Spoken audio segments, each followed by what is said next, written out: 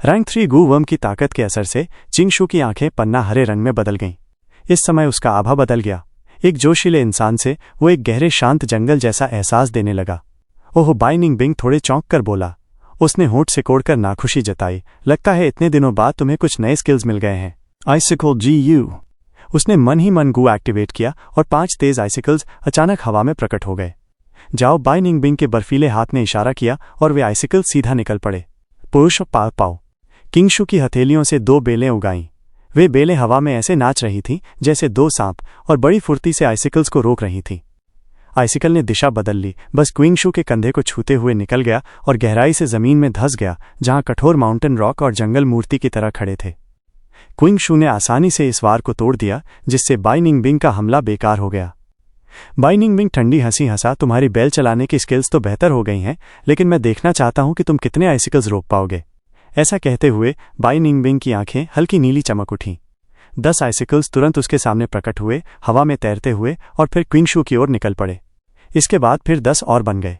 इस तरह कई बार में यह आइसिकल्स की बरसात में बदल गया। आइसिकल्स हवा को चीरते हुए निकल रहे थे। उनकी आवाज सुनकर लोगों का दिल कांप सकता था। किंगशू बचते हुए दोनों हाथों से अपनी हरी बेलें चला रहा था, मानो उसकी परछाई नाच रही हो। उसकी बेल मारने की कला इतनी सादी हुई थी कि अब वो उन्हें अपनी उंगलियों की तरह चला सकता था। लेकिन आइसिकल्स बहुत ज्यादा थे। क्विंगशू से कुछ छूट ही गए और एक आइसिकल उसके दाएं कंधे में जा घुसा। वो आइसिकल उसके कंधे को भेद कर पीछे से बाहर निकल आया। Pin needle GU। किंगशू ने दर्द को काबू किया और अपने लंबे बाल झटके। उसके बालों की नोक से असंख्य पन्ना रंग की पिन नीडल्स निकल पड़ी। वे पिन नीडल्स बाई निंगबिंग पर बरस गईं, लेकिन उसने समय रहते वाटर शील्ड गू एक्टिवेट कर लिया। यह अब और मजबूत हो चुका था, पहले से कहीं मोटा, और रैंक 3 गू वर्म की रक्षा से कम नहीं। पिन नीडल्स वाटर शील्ड में घुस गईं और धीमी पड़कर रुक गईं। फिर पानी की धाराओं ने उन्हें साफ कर दिया, लेकिन इस वजह से बाई निंगबिंग को अपनी आइसिकल की बौछार रोकनी पड़ी। इस मौके को देखते हुए क्विंगशू ने दर्द की परवाह नहीं की और जोर से अपने कंधे से आइसिकल खींच निकाला। उसके कंधे से खून नहीं टपका, एक तो आइसिकल की ठंडक की वजह से, और दूसरा इसलिए क्योंकि उसका शरीर धीरे धीरे लकड़ी में बदल रहा था। बाई निंगबिंग ने वाटर शील्ड गू वापस खींच लिया, लेकिन उसकी नज़र किंगशू की चोट पर टिक गई। फटे हुए कपड़े से साफ दिख रहा था कि किंगशू की चोट पर पेड़ की गोल छल्ले जैसी लकीरें थीं और उसका मांसपेशी तेजी से भर रहा था, जिन पर पेड़ की रेखाएं उभर आई थीं। इसी समय उसके कान लंबे होने लगे, बाल पन्ना हरे हो गए जिनमें पत्तियां उगाईं। दोनों हाथ, जो पहले सामान्य थे, अब गहरे और सख्त हो गए और उनकी त्वचा पेड़ की छाल जैसी हो गई। ये पहली बार था जब उसने वुड चामगू बिना नतीजे की परवाह किए इस्तेमाल किया। वुड चामगू उसे पेड़ की आत्मा बना रहा था, और उसी समय गुयुए चिंगशू ने महसूस किया कि हवा में भरा प्राकृतिक एसेंस वो अब महसूस कर सकता था। ये एसेंस आम गू मास्टर्स महसूस ही नहीं कर सकते। सिर्फ पेड़ आत्मा जैसी खास जीव ही इन्हें महसूस कर, सोख और इस्तेमाल कर सकते हैं। गुयु चिंगशू को ऐसा लगा जैसे वो अपनी माँ की गोद में डूबा है। गाढ़ा एसेंस उसे घेर कर उसे संतोष से भर रहा था। उसके शरीर पर मूनवर्ल गू तो वैसा ही रहा, लेकिन ग्रीन वाइन गू, पिन नीडल गू और वाइटैलिटी ग्रास सभी तेजी से बढ़ने लगे। किंगशू की ट्री स्पिरिट पहचान की वजह से जब वो इन वुड एट्रीब्यूट गू वर्म्स का इस्तेमाल करता तो उनकी ताकत कई गुना बढ़ जाती। गुयु चिंगशू ने गहरी सांस ली। उसने पहले कभी इतनी ताकत महसूस नहीं की थी। ये प्राकृतिक एसेंस उसे लगभग अनंत प्राइमीवल एसेंस का स्रोत दे रहा था। यही वुड चामगू की ताकत थी, लेकिन उसके दिल में डर भी उठ रहा था। वो जानता था कि अगर उसने इस ताकत के लालच में वुड चामगू को लगातार इस्तेमाल किया तो एक दिन वो हमेशा के लिए मृत ट्रीमैन बन जाएगा। हर चीज की अपनी कीमत होती है। गुयुए चिंगशू ने जल्दी ही इस डर को दबा दिया। उसने बाई निंगबिंग को घूर कर कहा, आओ लड़ते हैं। इस तरह असली लड़ाई शुरू हो गई। हरी बेलें बनाम आइस ब्लेड्स, आइसिकल बनाम पिन नीडल्स। एक था northern dark ice soul physique वाला, जिसकी प्राइमीवल एसेंस रिकवरी पागलों जैसी थी। दूसरा था ट्री स्पिरिट वाला वुड चामगू का मालिक, जो प्राकृतिक एसेंस को अपनी ताकत की तरह इस्तेमाल कर रहा था। ये लड़ाई आम रैंक 3 गू मास्टर्स की सीमा से बहुत आगे निकल चुकी थी। फैंगशेंग ढलान पर खड़ा सब देख रहा था। उसकी आंखें फटी की फटी रह गईं। उसने कभी इतना भयंकर युद्ध नहीं देखा था। आमतौर पर गू मास्टर्स के पास सीमित प्राइमीवल एसेंस होता है और उन्हें हमेशा उसका 10% बचाकर रखना पड़ता है, मानो पतली बर्फ पर चल रहे हों। लेकिन अभी चिंगशू और बाई निंगबिंग दोनों बिना किसी परवाह के इसे ऐसे खर्च कर रहे थे जैसे उनके पास अनंत प्राइमीवल एसेंस है। उनकी लड़ाई से पूरा रास्ता तबाह हो गया। बड़े बड़े पेड़ गिरकर टूट गए, माउंटेन रॉक्स चकनाचूर हो गए। काफी देर तक ऐसा ही चलता रहा। Bluebird ice coffin GU। Bai Ningbing ने एक मौका पकड़कर मुंह खोला और अंदर से एक नीली बर्फीली चिड़िया उड़ निकली। वो चिड़िया कबूतर जैसी थी, लेकिन northern dark ice soul physique की वजह से उड़ते उड़ते उसका आकार बढ़कर बाज जैसा हो गया। थोड़ी देर चक्कर लगाने के बाद वो सीधा गु युए चिंगशू की ओर आ गई। गु युए चिंगशू समय पर बच नहीं पाया और उसे सीधे सामना करना पड़ा। धमाका हुआ। गु युए चिंगशू एक कमरे जितने बड़े बर्फीले क्रिस्टल में जम गया। अब सब खत्म, बाई निंगबिंग ने आह भरते हुए कहा, क्योंकि वो अभी पूरी तरह से आनंद भी नहीं पाया था। उसने उस स्थिर चिंगशू को बर्फ के भीतर देखते हुए कहा, शुक्रिया, तुमने मुझे इतना दिलचस्प अनुभव दिया। ये अब तक की मेरी सबसे रोमांचक लड़ाई थी। किंगशू, तुम्हारी मौत का मतलब है मैं इसे हमेशा याद रखूंगा। लॉर्ड चिंगशू फांगजेंग ढलान से चिल्लाया। क्यों चिल्ला रहे हो, तुम जैसे चींटी। अगला नंबर तुम्हारा है, बाई निंगबिंग ने तिरस्कार से कहा और फैंगजेंग की ओर बढ़ा। तभी उसके कानों में बर्फ के क्रिस्टल टूटने की आवाज आई। ये कैसे हो सकता है? उसने पलट कर देखा और बर्फ के भीतर चिंगशू का शरीर एकदम बदल रहा था। उसका शरीर बड़ा हो गया था। उसका रैंक 2 गो मास्टर वाला कपड़ा लगभग फट गया। उसके बाल बेलों में बदल गए थे जिन पर अनगिनत पत्तियां उगाई थीं। उसकी उंगलियां मजबूत लकड़ी में बदल गई थीं। हाथ पांव मोटी टहनियों की तरह हो गए थे। एक जोरदार आवाज के साथ पूरा बर्फ क्रिस्टल टूट गया। गु चिंगशू खड़ा हो गया। उसका रूप पूरी तरह बदल चुका था। पहले का सुंदर और कोमल चेहरा अब नुकीली नाक और बड़ी आंखों वाले पेड़ आत्मा के चेहरे में बदल चुका था। वो अब 3 मीटर लंबा मजबूत शरीर वाला था। उसकी कवच पेड़ की छाल की बनी थी जिस पर ढेर सारी पत्तियां और बेलें फैली थीं। बाई निंगबिंग उसकी इस ट्रांसफॉर्मेशन को देखकर दंग रह गया। उसके सामने वो खुद किसी बच्चे जैसा लग रहा था। ये रूप, क्या तुमने वुड चार्म गु रिफाइन कर लिया है? ये गु मेरे फ्रॉस्ट डीमन गु से कहीं ज्यादा कठिन है, बाई निंगबिंग ने जवाब पा लिया। ट्री स्पिरिट वुड चार्म हवा के एसेंस का इस्तेमाल कर सकता है, तभी तो किंगशू के पास इतनी प्राइमीवल एसेंस थी। उसने तुरंत समझ लिया, मगर और उलझ गया। उसने पूछा, किंगशू, वुड चार्म गु को इस तरह इस्तेमाल करके क्या तुम डेड ट्री मैन बनने से नहीं डरते? मान लो तुम मुझे हराओगे भी, तो भी तुम्हारी मौत तय है। बाई निंगबिंग गु युए चिंगशू की आवाज अब गहरी हो गई। मैं तुम्हें खुद की तरह जानता हूं। तुम और मैं दोनों अनाथ थे जिन्हें क्लान लीडर ने अपनाया। फिर भी हमने इतने अलग रास्ते चुने। जंगल में एक पेड़ गिर भी जाए तो क्या फर्क पड़ता है? जब तक जंगल है, अनगिनत नए पेड़ उगेंगे और ऊपर उठेंगे। आओ आखिरी लड़ाई करें मेरे दुश्मन। ये कहते ही सैकड़ों हरी बेलें बाई निंगबिंग पर सांपों की तरह टूट पड़ी। क्लान के लिए कितना मूर्ख हो तुम, बाई निंगबिंग घबराकर पीछे हट गया। लेकिन बेलों की रफ्तार पहले से कई गुना तेज थी। वे तुरंत बाई निंगबिंग तक पहुंच गईं। बाई निंगबिंग ने पूरा जोर लगाकर खुद को नियंत्रित किया और बचने की कोशिश की। बेलें उसके शरीर के पास से निकलते हुए मिट्टी और माउंटेन रॉक्स को तोड़कर उड़ा रही थीं। Water shield GU। बाई निंगबिंग अब और नहीं बच पाया और उसने अपनी ढाल बना ली। लेकिन चिंगशू इस गु वर्म की कमजोरी जान चुका था। उसने सीधे हमला नहीं किया, बल्कि बेलों से ढाल को जकड़ लिया। फिर उसने पीछे से जोर लगाया। वाटर शील्ड की सतह पर पानी की धारा तेजी से घूमने लगी। बेलों से टकराकर पानी चारों तरफ बिखर रहा था। लेकिन वाटर शील्ड हरी बेलों की ताकत को झेल नहीं पाया और सिकुड़कर टूटने की कगार पर आ गया। बुरा हुआ अगर वाटर शील्ड टूट गया और मैं बेलों में फंस गया तो चिंगशू मुझे मार डालेगा। बाई निंगबिंग अब अंदर से पूरी तरह समझ चुका था। अगले ही पल वाटर शील्ड फट गया। धम! अंदर से एक आइस ब्लेड स्टॉर्म फूटा जो फैलता ही चला गया। बाई निंगबिंग ने जानबूझकर वाटर शील्ड गु की डिफेंस छोड़ दी। क्योंकि अब बचाव बेकार था तो ऑफेंस से ऑफेंस भिड़ाना ही एकमात्र तरीका था। तुरंत ही तापमान गिर गया और ठंडी हवा छा गई। सफेद आइस ब्लेड स्टॉर्म चिंगशू की तरफ बढ़ गया। बेलें इस तूफान को रोक नहीं पाईं और कई टुकड़ों में कट गईं। बहुत सही समय है। गु युए चिंगशू जरा भी नहीं डरा। उसका बड़ा शरीर सीधे उस तूफान में घुस गया। धमाके के साथ वो सफेद बवंडर से टकराया। उसने दोनों हाथ फैलाए और उसे जकड़ लिया। चर्र चर्र! तेज आइस ब्लेड्स उसके शरीर को काट रहे थे। अनगिनत पत्तियां और छाल उड़ गईं। देर से आया दर्द उसके पूरे शरीर पर छा गया और चिंगशू दर्द से गर्जा। लेकिन उसने छोड़ा नहीं। पूरी ताकत से बवंडर को पकड़ लिया। उसकी ताकत के दबाव से आइस ब्लेड स्टॉर्म सिकुड़ने लगा। कमबख्त ये पागल जो अपनी जान की परवाह ही नहीं करता। बाई निंगबिंग अंदर ही अंदर कोसा। इस हालात में और कोई तरीका नहीं था। उसने और आइस ब्लेड्स बनाए और उसे और तेज घुमाया चिंगशू से टक्कर लेने के लिए। आइस ब्लेड्स चिंगशू के शरीर को बार बार काटते, फिर कुंद हो जाते, लेकिन आइस ब्लेड गु की ताकत से वे फिर से तेज हो जाते। लड़ाई अब ठहराव पर आ गई थी। दोनों में से कोई पीछे हटने वाला नहीं था। या तो गु युए चिंगशू बाई निंगबिंग को मार डालेगा या बाई निंगबिंग चिंगशू को। ऑफेंस बनाम ऑफेंस, ये युद्ध बहादुरी और इंटेंसिटी से भर चुका था। फांगजिंग बहुत दूर खड़ा था, सांस लेने की भी हिम्मत नहीं कर रहा था और देख रहा था। लड़ाई अपने चरम पर पहुंच चुकी थी। अब इस आखिरी टकराव में ही तय होना था कि जीत किसकी होगी और हार किसकी। लॉर्ड चिंगशू, हिम्मत मत हारिए। फांगजिंग इतना घबराया हुआ था कि उसका पूरा शरीर कांप रहा था। उसे पता था कि अगर वो पास गया तो और मुसीबत खड़ी करेगा, इसलिए वो बस जोर से गु युए चिंगशू को हौसला दे रहा था। जैसे ही छिंगशू ने उसकी आवाज़ सुनी हो, बर्फीला आइस ब्लेड तूफान छोटा होने लगा और छिंगशू ने उसे ज़बरदस्ती दबा दिया। धत, मैं ऐसी सिचुएशन में आ गया हूं जहां मेरा प्राइमीवल एसेंस ही कम पड़ रहा है। बाई निंगबिंग दांत भींचते हुए धीरे धीरे घूम रहा था। उसकी रिकवरी अब उसके खर्चे के सामने टिक नहीं पा रही थी और वो बेबस होता जा रहा था। नॉर्दर्न डार्क आइस सोल शरीर की प्राइमीवल एसेंस रिकवरी बहुत तेज होती है, लेकिन रैंक 3 पर उसकी स्पीड अभी भी ट्री स्पिरिट की प्राकृतिक एसेंस खींचने की क्षमता से थोड़ी कम है। अगर बाई निंगबिंग रैंक 4 तक कल्टीवेट कर पाता तो उसकी रिकवरी स्पीड वुड चामगू से भी कहीं ज्यादा होती।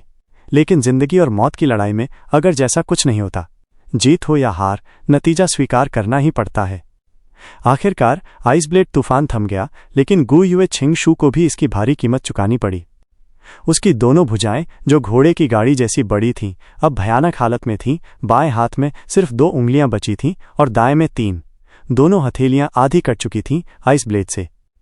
लेकिन जब उसकी हथेलियां धीरे धीरे बीच की ओर जुड़ने लगीं तो हथेलियों से नई पेड़ की डालियां फूट निकलीं और आपस में जुड़ने लगीं। दोनों हथेलियां मिलकर एक लकड़ी का पिंजरा बन गईं, जिसने बाई निंगबिंग को अंदर कैद कर लिया। धत, बाई निंगबिंग दांत भींचकर रह गया। उसका प्राइमीवल एसेंस लगभग खत्म हो चुका था और अब वो बस छिंगशू की दया पर था। हम जीत गए। दूर से फांग झेंग खुशी से उछल पड़ा। क्या मैं मरने वाला हूं? बाई निंगबिंग के दिल में चीख गूंज उठी।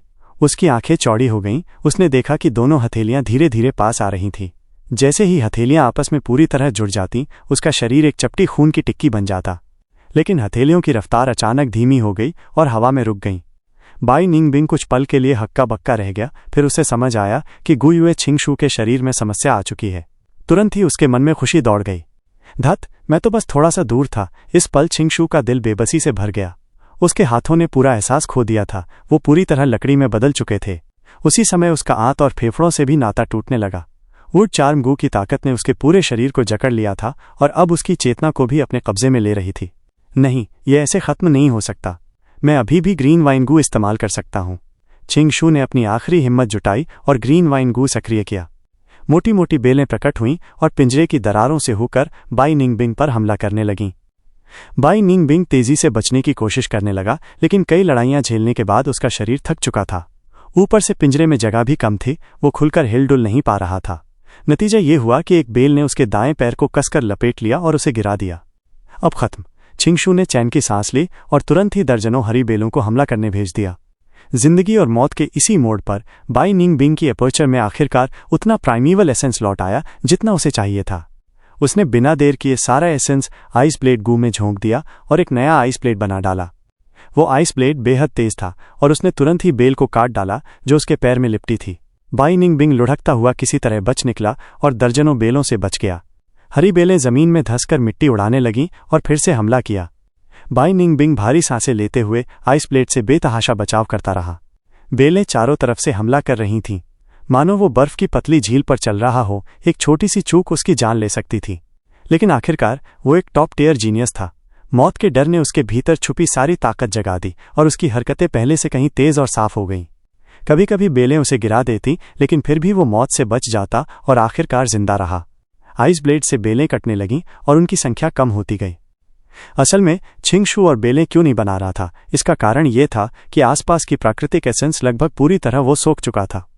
बाहर से एसेंस इकट्ठा हो भी रहा था, लेकिन हवा में मौजूद डाइल्यूटेड एसेंस अब ग्रीन वाइन गू की जरूरत पूरी नहीं कर पा रहा था। लेकिन इससे भी बुरी खबर यह थी, वुड चाम गू की ताकत ने छिंगशू के पूरे शरीर को जकड़ लिया था और अब उसकी चेतना पर भी कब्जा कर रही थी। छिंगशू की आंखें धुंधली हो रही थीं, दिमाग खाली हो रहा था। मौत का साया उसके बिल्कुल सामने खड़ा था। क्या सब खत्म हो जाएगा? नहीं, वो भीतर से विद्रोह कर रहा था और अपनी आखिरी कोशिश में बाई निंगबिंग को मारना चाहता था। अब वो कुछ देख नहीं पा रहा था। वुड चांगू ने उसकी आंखें निगल ली थीं।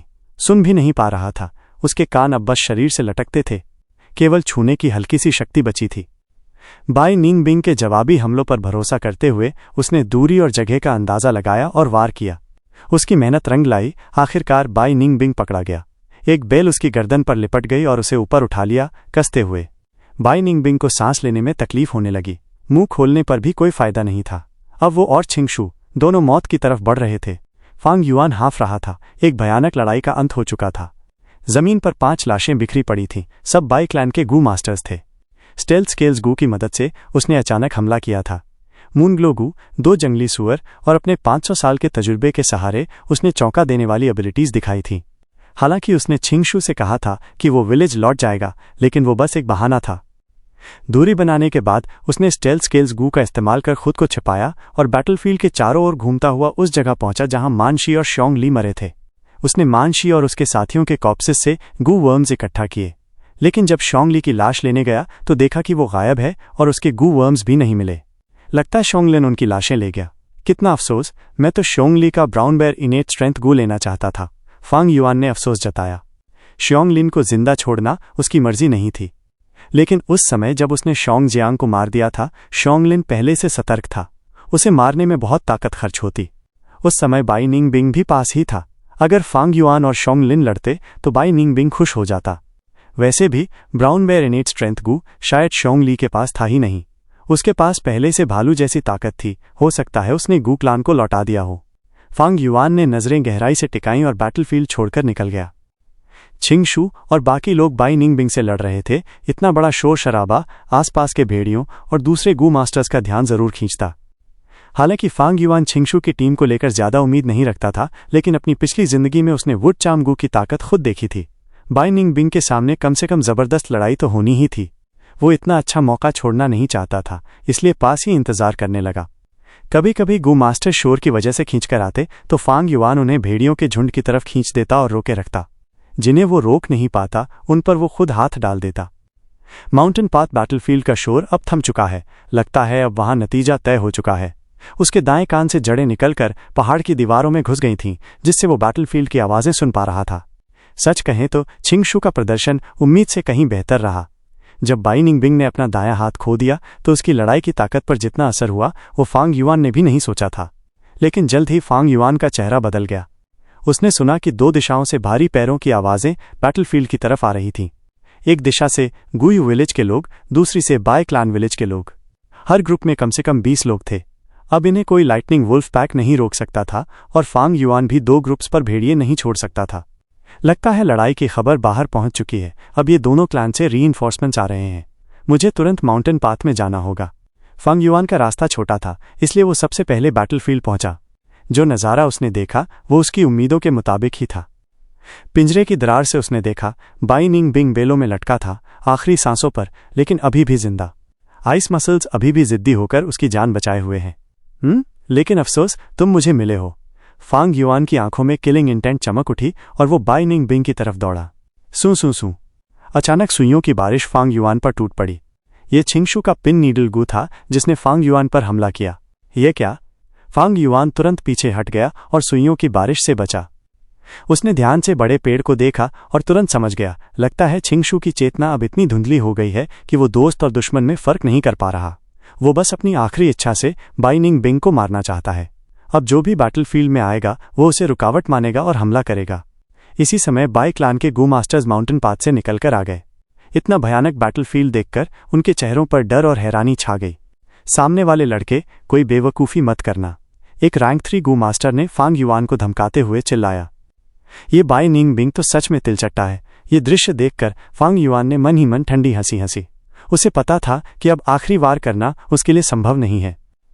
पहली बात, छिंगशू की चेतना धुंधली थी और हरी बेलें आइस मसल्स वाले बाई निंग बिंग को मारने के लिए काफ़ी नहीं थीं।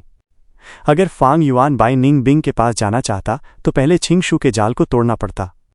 ऐसा करने में उसकी पूरी ताकत लग जाती और शायद बाई निंग बिंग को भागने का मौका भी मिल जाता। और अगर उसने जबरदस्ती कोशिश भी की तो बाई क्लान के रैंक 3 और रैंक 2 गू मास्टर्स ऐसे ही नहीं खड़े रहते, वो जरूर उसे रोकते। ऊपर से बाई निंग बिंग से लड़ना भी खतरनाक था। उसकी एपर्चर में प्राइमेवल एसेंस अब इतना तो था कि कम से कम ब्लू बर्ड आइस कॉफिन गू चला सके।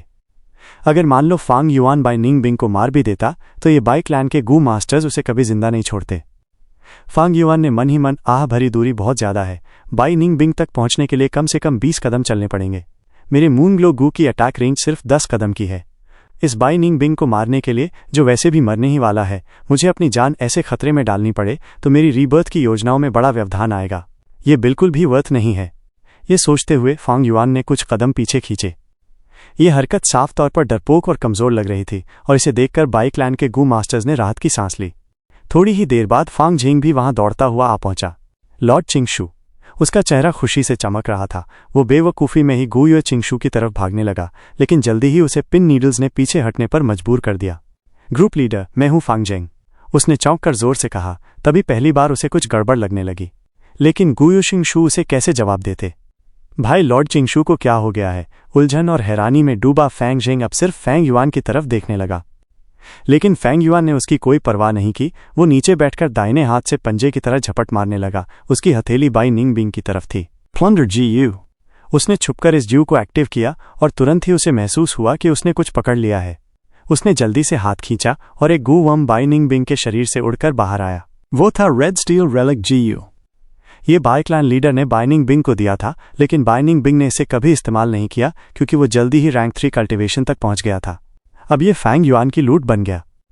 जैसे ही रेड स्टील रेलिक गू बाइनिंग बिंग के शरीर से निकलकर उड़ता हुआ फैंग युआन की हथेली पर आ गिरा, बाई क्लान के गू मास्टर्स की आंखें गुस्से और बेचैनी से लाल हो गईं और वो चीखने लगे, हरामजादे, अगर जिंदा रहना है तो अभी रुक जा। हमारे बाई क्लान का गू वर्म सामने से चुराने की हिम्मत कर रहा है। ये तो रेड स्टील रेलिक गू वर्म है। फांग युआन ठंडी हंसी हंसा। जैसे ही उसने रेड स्टील रेलिक गू पाया, उसने तुरंत स्प्रिंग ऑटम सिकेडा से उसे रिफाइन कर लिया, लेकिन दिखावे के लिए एपर्चर में रखने के बजाय अपने कपड़ों में छुपा लिया ताकि लगे कि उसने उसे रिफाइन नहीं किया है। उसने फिर से झपट मारा। इस बार एक राखी रंग का भृंग बीटल बाहर उड़ाया। स्टोन एपर्चर गू। फैंग युआन ने तुरंत पहचान लिया। उसकी आंखों में चमक आई। उसने उसे रिफाइन किया और अपने कपड़ों में रख लिया। धतेरे की, एक और गुवर्म। उसे रोक लो, वो खुल्लम खुल्ला हमारे बाई क्लान की इज्जत की धज्जियां उड़ा रहा है। बाई निंग बिंग को बचाओ, इन लोगों को मार डालो। बाई क्लान के गू मास्टर्स गरजते हुए पगडंडी पर दौड़ पड़े।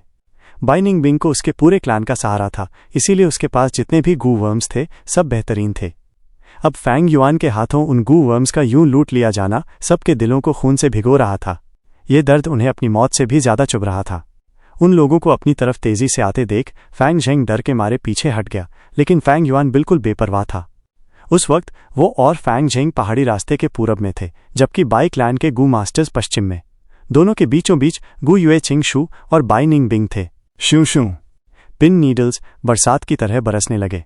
कम वक्त बाई क्लैन के गू मास्टर्स गाली देते रह गए क्योंकि गू यू चिंगशू ने उन्हें रोक लिया। गुई चिंगशू कभी भी मर सकता है। अब मेरे पास प्लंडर गू का सिर्फ एक ही मौका बचा है। इस बार कौन सा मिलेगा? फैंग युआन ने अपने मन को शांत किया और प्लंडर गू फिर से इस्तेमाल किया। हर बार प्लंडर गू का इस्तेमाल करने से प्राइमीवल एसेंस का भारी नुकसान होता था। गू वर्म जितना ताकतवर हो उतनी ही प्राइमीवल एसेंस लगती थी। अगर चोरी नाकाम रहे तो गू मास्टर को उल्टा नुकसान झेलना पड़ता। इसीलिए प्लंडर ग्यू अक्सर बेकार और अविश्वसनीय माना जाता था।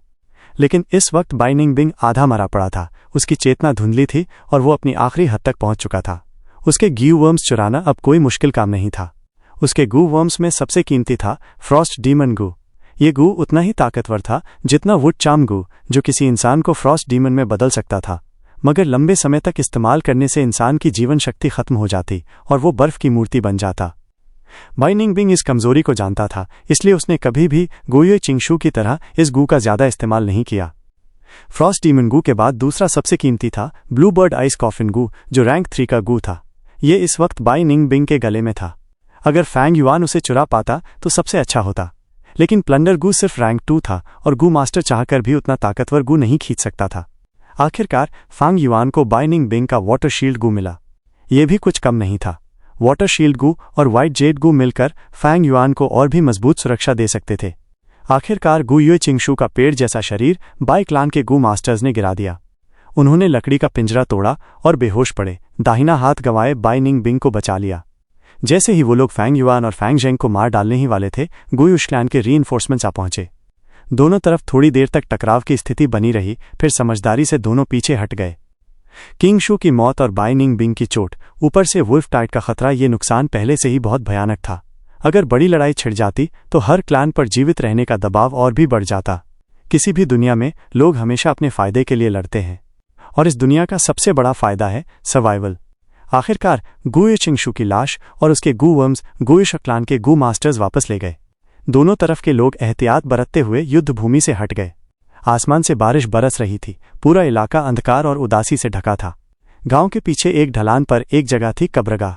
वक्त ब वक्त यहाँ और कब्रें जुड़ती रहती थीं। इस दुनिया में इंसान का जीना बहुत कठिन था। चाहे बाहरी खतरे हों या अंदरूनी कारण, हमेशा कोई न कोई कुर्बान हो ही जाता। क्लैन एल्डर की धीमी आवाज़ सबके कानों में उतरी और सबका मन और भी भारी कर दिया। हम सब एक ही उपनाम रखते हैं, एक ही क्लान से हैं, हमारी रगों में एक ही खून बह रहा है। हम दूरी में तो पास हैं, लेकिन जिंदगी और मौत हमें हमेशा के लिए अलग कर देती है। ये दर्द मेरे दिल को चीर रहा है। इंतजार करना, कभी न कभी मैं भी तुम्हारे पास आ जाऊंगा। चलो राख और मिट्टी में बदल जाएं और अपनी आने वाली पीढ़ियों को सहारा दे। नई बनी कब्र के पास लोग सिर झुकाए खड़े थे। कोई धीरे धीरे रो रहा था, कोई बस उस पत्थर पर लिखे नाम को देखता रह गया, और सबके दिल गम से भर गए। मौत की बेरहमी जैसे सफ़ेद हड्डी वाला हाथ हो जिसने सबके दिल पर गहरी चोट कर दी हो। बस फर्क इतना था कि कोई उस दर्द का आदी हो चुका था और कोई अभी भी बहुत छोटा और अनजान था।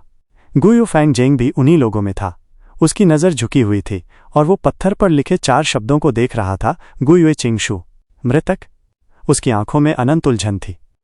बीते कल की लड़ाई, पूरी स्थिति अभी भी उसके दिल पर गहरी छाप छोड़ चुकी थी। उसका अनुभव छोटा था, वो गुये चिंगशु की वीरता और बलिदान की गहराई नहीं समझ पाया। लेकिन अब सच्चाई सामने थी और वह अचानक उसे स्वीकार नहीं कर पा रहा था। मृतक, वो दयालु लॉर्ड किंगशु जो हमेशा मुस्कुराते थे, सलाह देते थे, चिंता करते थे और मेरी देखभाल करते थे, वो अब सचमुच मर गए? ये क्यों हुआ? क्यों इस दुनिया में अच्छे लोग जल्दी मर जाते हैं और बुरे लोग लंबे जीते हैं? क्या ये सपना है? क्या मैं सपना देख रहा हूं अभी? फैंगजेंग ने अपनी मुट्ठियां भींच लीं और उस हकीकत का एहसास उसे और भी तोड़ने लगा। आसपास के गू मास्टर्स की डिस्कशंस उसके कानों में गूंज रही थीं। हाय, यकीन नहीं होता कि इस बार लॉर्ड चिंगशु भी बलिदान हो गए। इंसान को आखिर मरना ही होता है, लेकिन बहुत अफसोस है। मैंने सुना बाई निंगबिंग अभी भी थोड़ी सांसें लिए हुए था, उसे आखिरकार बचा लिया गया। ईश्वर करे वो चैन से जमीन के नीचे आराम करे और हमें इस वुल्फ टाइड से बचने की दुआ दे। भीड़ धीरे धीरे हट गई, आखिर में सिर्फ फैंगजेंग ही रह गया। युवा का अकेला साया कब्रों से भरे मैदान के सामने खड़ा था। लॉर्ड चिंगशु, वो अचानक जमीन पर घुटनों के बल गिर पड़ा। उसकी आंखों से आंसू जमीन पर गिरने लगे। वो खो गया था, वो पछता रहा था, वो दर्द में था। टपक टपक काले बादलों से मोटी मोटी बूंदें जमीन पर गिरने लगीं, पत्तों और डालियों को झुका दिया। मिट्टी की महक फैंगजेंग की नाक में घुस गई और वो बुरी तरह रो पड़ा। उसके आंसुओं की आवाज़ और बारिश की आवाज़ मिलकर गूंज उठी। उसकी 10 उंगलियां मिट्टी खोद रही थीं, मानो चिंगशु की जिंदगी वापस निकाल लाए, लेकिन आखिरकार बस 2 मुट्ठी मिट्टी ही हाथ आई। बारिश हो रही थी और बाई निंगबिंग एक मुलायम बिस्तर पर पड़ा खिड़की से इस बारिश को देख रहा था। उसका टूटा हुआ दाहिना हाथ अब पट्टी से बंधा हुआ था। उसकी आंखें फिर से काली हो चुकी थीं, लेकिन अब उसका कल्टीवेशन रैंक 3 था। उसने अब रैंक 2 को दबाकर रखने की कोशिश नहीं की। जब वो नींद से जागा तो उसकी सारी उमंग गायब हो चुकी थी। उसके अंदर एक खालीपन था। वो शांति से बिस्तर पर लेटा रहा, आंखें 10 घंटे तक खुली रहीं। उसने रैंक 3 व्हाइट सिल्वर प्राइमेवल एसेंस को अपने एपर्चर को पोषित करने दिया। उसे इसकी भी परवाह नहीं थी। ये बारिश उसके दिल की गहरी यादें जगा रही थी। इसी तरह की गर्मियों की बारिश में उसे बाय क्लैन लीडर ने गोद लिया था। क्लैन लीडर की दयालु और आशा से भरी निगाहें उस पर थीं और आसपास के क्लैन एल्डर्स उसे बधाई देते नहीं थक रहे थे। वो छोटा सा लड़का नंगे पांव बर्फीली जमीन पर खड़ा था, बाहर की बारिश को देख रहा था, लेकिन उसके दिल में बस खोया हुआपन और तन्हाई थी। जिंदा रहने का मतलब क्या है? ये सवाल 20 साल से भी ज्यादा उसे सताता रहा और शायद आगे भी सताता, जब तक कि उसका सेल्फ एक्सप्लोजन वाला मसला सामने ना आ गया। क्या ये रिश्तों के लिए है, क्लैन के लिए? बाई निंगबिंग अनायास गुयुए चिंगशु को याद करने लगा। बचपन से लेकर अब तक उसने ऐसे बलिदान कई बार देखे थे, कभी बाई क्लान्समैन, कभी गुयुए क्लान से, कभी श्योंग क्लान से। वो इन पागलों को कभी समझ नहीं पाया, क्योंकि वो जन्म से ही ठंडा और भावनाहीन था। गुयु चिंगशु भी उसे कोई जवाब नहीं दे पाए, तो उसका मन फैंग युआन की तरफ गया। जब उसने पहली बार फैंग युआन को देखा था, वो पेड़ के नीचे बैठा था, कोई जंगली फल खा रहा था और नीचे की लड़ाई को बिना किसी भाव के देख रहा था। बाई निंगबिंग उस वक्त उत्साह से कांप उठा था, क्योंकि उसे फैंग युआन की अजीब गहरी आंखों में अपना ही प्रतिबिंब दिखा था। लेकिन अब सोचने पर उसे एहसास हुआ कि फैंग युआन की नज़रों में उससे कुछ ज्यादा था। वो चीज़ उसके सवालों का जवाब थी। बारिश और तेज हो गई, बिजली चमकी और गरज गूंज उठी। जिंदा रहने का मतलब क्या है? अंधेरे कमरे में गुयुए फैंगजेंग भी वही सवाल पूछ रहा था। गुयुश क्लैन लीडर गुयुशप ने लंबी सांस ली। उसने उस खोए हुए से युवा को दया से देखा, फिर बाहर की बारिश की तरफ नजर डाल दी। फैंगजेंग की शंका जायज थी। अकस्मात मौत हमेशा इंसान को जिंदगी के असली मायने सोचने पर मजबूर कर देती है। जानते हो, 10 साल पहले एक और नौजवान ने तुम जैसी हालत में मुझसे यही सवाल किया था। काफी देर बाद गुयुए बो ने बोलना शुरू किया। वो इंसान तुम्हारे क्लैन लीडर का मेरा गोद लिया बेटा था, गुयुए चिंगशु। फैंगजेंग पल भर को सन्न रह गया, सिर उठाया। लाल सूजी हुई आंखों में अब जवाब पाने की गहरी प्यास थी। मैंने उससे कहा, इंसान के पास जीने के हजारों वजहें होती हैं। तुम क्यों जी रहे हो, इसका जवाब मैं नहीं दे सकता। इसका जवाब सिर्फ तुम्हारे पास है, जाओ खुद तलाश करो, गु युएबो ने कहा। तो फिर क्लैन लीडर, आपका अपना जवाब क्या है? फैंग जेंग ने हैरानी में पलक झपकाते हुए पूछा। गु युएबो हंस पड़े। उनकी आंखों में फैंग जेंग और चिंगशू की तस्वीरें आपस में मिल गईं। वही सवाल सालों पहले गु युए चिंगशू ने भी उनसे पूछा था। क्लैन लीडर ने कुछ देर सोचकर अतीत को याद करते हुए वही जवाब दोहराया, एक ऑर्गेनाइजेशन के लिए बलिदान होना तय है। जब इंसान पैदा होता है तभी से उसकी मौत भी तय हो जाती है। जिंदगी और मौत के बीच इंसान बहुत नाजुक है, लेकिन एक चीज दिल को गर्मी देती है और हमारी आत्मा को रोशन करती है, और वो है प्यार। यही मेरा जवाब है। कुर्बानी आम बात है। गु शिंगशू दरअसल उनका गोद लिया बेटा था, जिसे उन्होंने बरसों पाला था। उसका आज का बलिदान इस पालक पिता को बहुत दर्द पहुंचा रहा था, लेकिन क्लैन लीडर होने के नाते उन्होंने बहुत सी कुर्बानियां देखी थीं। जब इंसान मौत और जिंदगी का सामना करने का हौसला रख लेता है तो दर्द और गम कुछ आसान हो जाता है। फैंग जेंग ने सिर झुका लिया, चुप रहा, जैसे सोच में खो गया हो। क्लैन लीडर मुस्कुराए और अपनी मेज की दराज से एक खत निकाला। उन्होंने वो फैंग जेंग को थमा दिया। ये गु युए चिंगशू का पत्र है। इसमें वो सवालों के जवाब हैं जिन पर वो बरसों से सोचता आ रहा था। अब मैं ये तुम्हें सौंप रहा हूं, इसे पढ़ो, यही उसका जवाब है। फैंग जेंग का दिल उस पत्र की ओर गहरी खिंचाव से भर गया। उसने तुरंत लिफाफा खोला और पहली लाइन देखते ही उसकी आंखों से आंसू छलक पड़े। ये गु युए चिंगशू की जानी पहचानी लिखावट थी। उसके शब्दों में वही अनोखी गर्माहट थी। शुरुआत में उसके उलझन और पीड़ा का जिक्र था, फिर वे हालात लिखे थे जिन्होंने उसे बरसों की सोच विचार के बाद कुछ समझ दी थी। फैंग जेंग ने वो पत्र पढ़ा और ऐसा महसूस किया जैसे उसने गु युए चिंगशू की पूरी जिंदगी जी ली हो। उसने किंगशू के हर कदम के साथ सफर किया और आखिर तक पत्र खत्म कर डाला। अंत में ये लिखा था, क्लान एक जंगल जैसा है और हम उसके पेड़ों जैसे हैं। पुराने पेड़ अपनी डालियों से नए पौधों को हवा और बारिश से बचाते हैं। जब नए पेड़ बड़े और मजबूत हो जाते हैं तो पुराने पेड़ मिट्टी में मिलकर खाद बन जाते हैं और नए पौधों को पोषण देते हैं। इंसान हमेशा मर जाएगा और आसमान जमीन हमें याद नहीं रखेंगे, लेकिन नए पेड़ पुराने पेड़ों के अस्तित्व का सबूत होते हैं। इसी गवाही में क्लान का जंगल बड़ा होता जाता है और फैन रॉन्ग की ओर बढ़ता है। इंसान की मौत तय है। हम गू मास्टर्स भी मौत से नहीं बच सकते। रैंक 7 और 8 गू मास्टर्स भी बस थोड़ा और जी सकते हैं। मौत को लेकर मुझे भी डर लगता है, लेकिन मैं ये भली भांति समझ चुका हूं कि एक दिन गु युए चिंगशू भी मर जाएगा, चाहे बुढ़ापे से, बीमारी से या युद्ध में। लेकिन उस पल मैं शांति से और बिना पछतावे के जा सकूंगा। अंतिम लाइन में, पालक पिता, वो सवाल जो मैंने आपसे पहले पूछा था, अब मुझे लगता है कि मुझे उसका जवाब मिल गया है। पत्र पढ़कर फैंग जेंग चुपचाप रोने लगा। उसके मन में चिंगशू की यादें भर आईं। जब उसने गलती की थी चिंगशू ने डांटा नहीं बल्कि दिलासा दिया था। जब मुश्किल आई थी उसकी नज़रों में प्रोत्साहन झलकता था, और जब वो खोया हुआ था चिंगशू का हाथ उसके सिर पर स्नेह से रखा जाता था। गु युएबो ने पत्र वापस रखा और कहा, भविष्य में जब तुम्हें अपना जवाब मिल जाए तुम भी मुझे पत्र लिखकर बता देना। अब जाओ, आराम करो। भेड़ियों का खतरा अभी टला नहीं है। हमें तुम्हारी ताकत की भी जरूरत है। नहीं। फैंग जेंग ने धीरे धीरे सिर उठाया, मुट्ठियां कस लीं। गु युएबो ने पूछा, मुझे मेरा जवाब मिल गया है। फैंग जेंग की आवाज में अडिग दृढ़ता थी। उसने कहा, मुझे ताकत चाहिए ताकि मैं अपने परिवार की रक्षा कर सकूं, क्लैन की रक्षा कर सकूं और उसे मजबूत बना सकूं। मैं चाहता हूं कि ये वुल्फ टाइड हमें फिर कभी ना सताए। मैं अपने साथियों की खुशी देखना चाहता हूं। ये दर्द, मैं इसे दोबारा नहीं देखना चाहता। मैं अपने हाथों से, अपने शरीर से, अपनी आत्मा से, अपने आसपास के लोगों की हिफाजत करना चाहता हूं। गु युएबो हैरान रह गए, और उस पल उन्हें ऐसा लगा मानो गु युए चिंगशू उनकी आंखों के सामने खड़ा हो। चिंगशू, तुम्हारी मौत व्यर्थ नहीं गई। फैंग जेंग की चमकती आंखों को देखकर क्लैन लीडर के दिल से एक भारी आह निकली। एक बूढ़ा पेड़ गिर चुका था, लेकिन उसकी मिट्टी में मिलती लाश से एक नया अंकुर तेजी से उगने लगा था। रंजू तन्हाई के बोझ को सह नहीं पाए तो उन्होंने अपनी दोनों आंखें निकालकर उन्हें बेटा और बेटी बना दिया। इससे उनकी तन्हाई थोड़ी कम हुई, लेकिन अच्छी चीजें लंबे समय तक नहीं टिकती। उनके बच्चे बाहर की दुनिया की सुंदरता में खो गए। वो अपने पिता रेंजू को भूलकर खेलने में इतने मशगूल हो गए कि समय का भी ध्यान न रहा। यहां तक कि उन्होंने रेंजू की देखभाल भी छोड़ दी। रेंजू कुछ देख नहीं सकते थे, चारों तरफ अंधेरा था, लेकिन कभी कभी उन्हें हल्की सी रोशनी नजर आती। इससे वो चकित हुए और एटीट्यूड गू से पूछा। एटीट्यूड गू ने कहा, यह फेथ गुण की शाश्वत रोशनी है। फेथ? ये सुनकर बाई निंगबिंग हंस पड़े और प्राचीन कथाओं वाली किताब फेंक दी। तभी दरवाजा खुला और अंदर आने वाला व्यक्ति उस किताब से टकराते टकराते बचा। निंगबिंग, ये क्या कर रहे हो? अंदर आने वाला बाई क्लान लीडर था। वो भौहें चढ़ाकर बोले, मुझे पता है तुम्हारा मन खराब है, लेकिन तुम्हारा दायां हाथ खोना कोई बड़ी बात नहीं। इस दुनिया में बहुत से गू वर्म्स हैं जो ऐसे घावों को ठीक कर सकते हैं। पहले मैंने एल्डर्स को तुम्हारी रक्षा के लिए भेजा था, लेकिन तुम हमेशा उन्हें ठुकराते रहे, यहाँ तक कि उन पर हमला भी किया। अब जाकर तुम्हें नुकसान हुआ है ना? लेकिन ये अच्छी बात है। बचपन से तुम्हारी राह बहुत आसान रही, लेकिन जब तक मौत ना हो ऐसा नुकसान कोई बड़ी बात नहीं। तुम्हारे घाव भर चुके हैं, मगर वुल्फटाइड और भी उग्र होता जा रहा है। क्लैन को तुम्हारी ताकत की जरूरत है।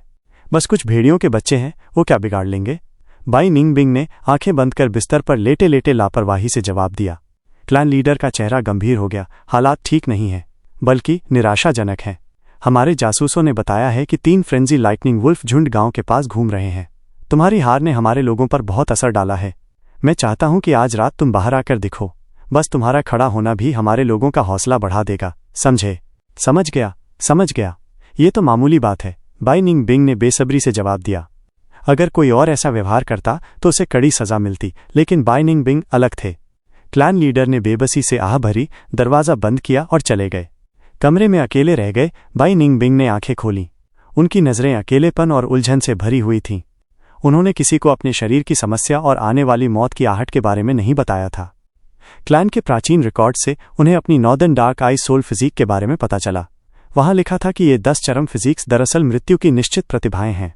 जब अपर्चर की दीवारें अपनी सीमा तक पहुंच जाएंगी तो आत्मविनाशक शक्ति बेहद बड़ी होगी। ये सच था कि बाई क्लैन लीडर ने बरसों उन्हें पाला और बेहद नरमी दिखाई। लेकिन अगर northern dark ice soul physique का राज सामने आ गया तो बाई निंग बिंग को कोई शक नहीं था कि उन्हें मारने वाला सबसे पहला व्यक्ति वही क्लैन लीडर होगा। आखिर इंसान के जीने का मकसद क्या है? पहले जब वो ये सवाल सोचते तो उन्हें ऊब, झुंझलाहट और गुस्से जैसे नकारात्मक भाव घेर लेते थे।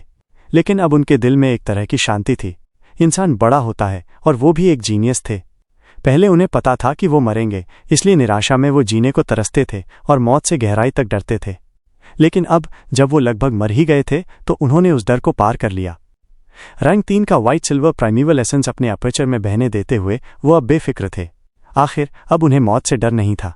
हालांकि वो अब भी जीने के मायने से अनजान थे, लेकिन उन्हें पता था कि इसका जवाब कहाँ है। ये जवाब पहले से ही फैंग युआन के दिल में था। ये एहसास बयान नहीं किया जा सकता था, जैसे कोई सहज प्रवृत्ति हो, लेकिन वो इसे साफ समझते थे। इसके अलावा स्टोन अपर्चर गू भी फैंग युआन के पास था। फैंग युआन, हम फिर मिलेंगे, उन्होंने धीरे से बुदबुदाया। उनकी आंखों में हीरे जैसी चमक झलक रही थी।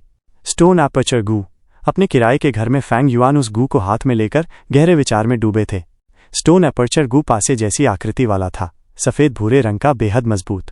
ये एक एक्सपेंडिचर टाइप गू था जिसे इस्तेमाल करने के बाद खो दिया जाता है। इसका काम था किसी गू मास्टर की अपर्चर वॉल को मजबूत चट्टान में बदल देना। ये काम अपर्चर की पूरी संभावना और बढ़ने की क्षमता को निचोड़ लेता है और गू मास्टर को पीक स्टेज कल्टीवेशन तक पहुंचा देता है। उदाहरण के लिए फैंग युआन अभी रैंक 2 मिडिल स्टेज में था।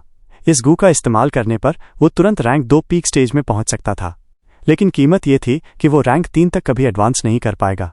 साथ ही वो प्राइमेवल एसेंस पैदा करने की क्षमता खो देगा और सिर्फ प्राइमेवल स्टोन से ही उसे भर पाएगा। स्टोन अपर्चर गू उन गू मास्टर्स के लिए था जो आखिरी उम्मीद में होते थे, जिनका अपर्चर बुरी तरह घायल होकर ठीक नहीं हो सकता था। उन्हें मजबूरी में ये गू इस्तेमाल करना पड़ता था, या फिर कुछ खास हालातों में जब गू मास्टर के पास आगे बढ़ने की उम्मीद नहीं होती और तुरंत कल्टीवेशन बढ़ाना जरूरी होता। इस स्टोन अपर्चर गू को रिफाइन करने की कीमत बहुत ज़्यादा है। बाई निंग बिंग ने इसे रिफाइन किया, मतलब वो अपनी इमिनेंट डेथ को रोकने के लिए अपर्चर को स्टोन अपर्चर में बदलना चाहता था। लेकिन अफसोस, ये तरीका मौत को सिर्फ टाल सकता है, रोक नहीं सकता। अगर northern dark ice soul physique इतनी आसानी से टूट जाती तो इसे 10 चरम फिजिक क्यों कहते? फैंग युआन के लिए ये स्टोन अपर्चर गू बेकार था, लेकिन बाई निंग बिंग के शरीर से मिला रेड स्टील रेलिक गू और वाटर शील्ड गू उसके लिए काफी काम का था। जहां तक गू युए मानशी और बाकियों के शरीर से निकले गू वर्म्स का सवाल था, वो खास नहीं थे। क्लैन लौटकर फैंग युआन ने उन्हें ढेर सारे मेरिट पॉइंट्स में बदल दिया। वुल्फ टाइड की वजह से चिंगशू और बाई निंग बिंग की लड़ाई का मामला तीनों क्लैंस ने दबा दिया। सबको सर्वाइवल के लिए एक दूसरे की ताकत की जरूरत थी। शियोंग लिंग की रिपोर्ट से ये राज खुला कि फैंग युआन के पास व्हाइट जेड गू है, लेकिन उसने कह दिया कि उसने ये कैरावन से खरीदी थी और इस बहाने से मामला अभी के लिए टल गया। फैंग युआन भी इसमें शामिल था, इसलिए उसे क्लैन की जांच से गुजरना पड़ा। ये कोई गहरी जांच नहीं थी, क्योंकि बढ़ती हुई वुल्फ टाइड ने क्लैन के ऊंचे लोगों का पूरा ध्यान अपनी ओर खींच लिया था।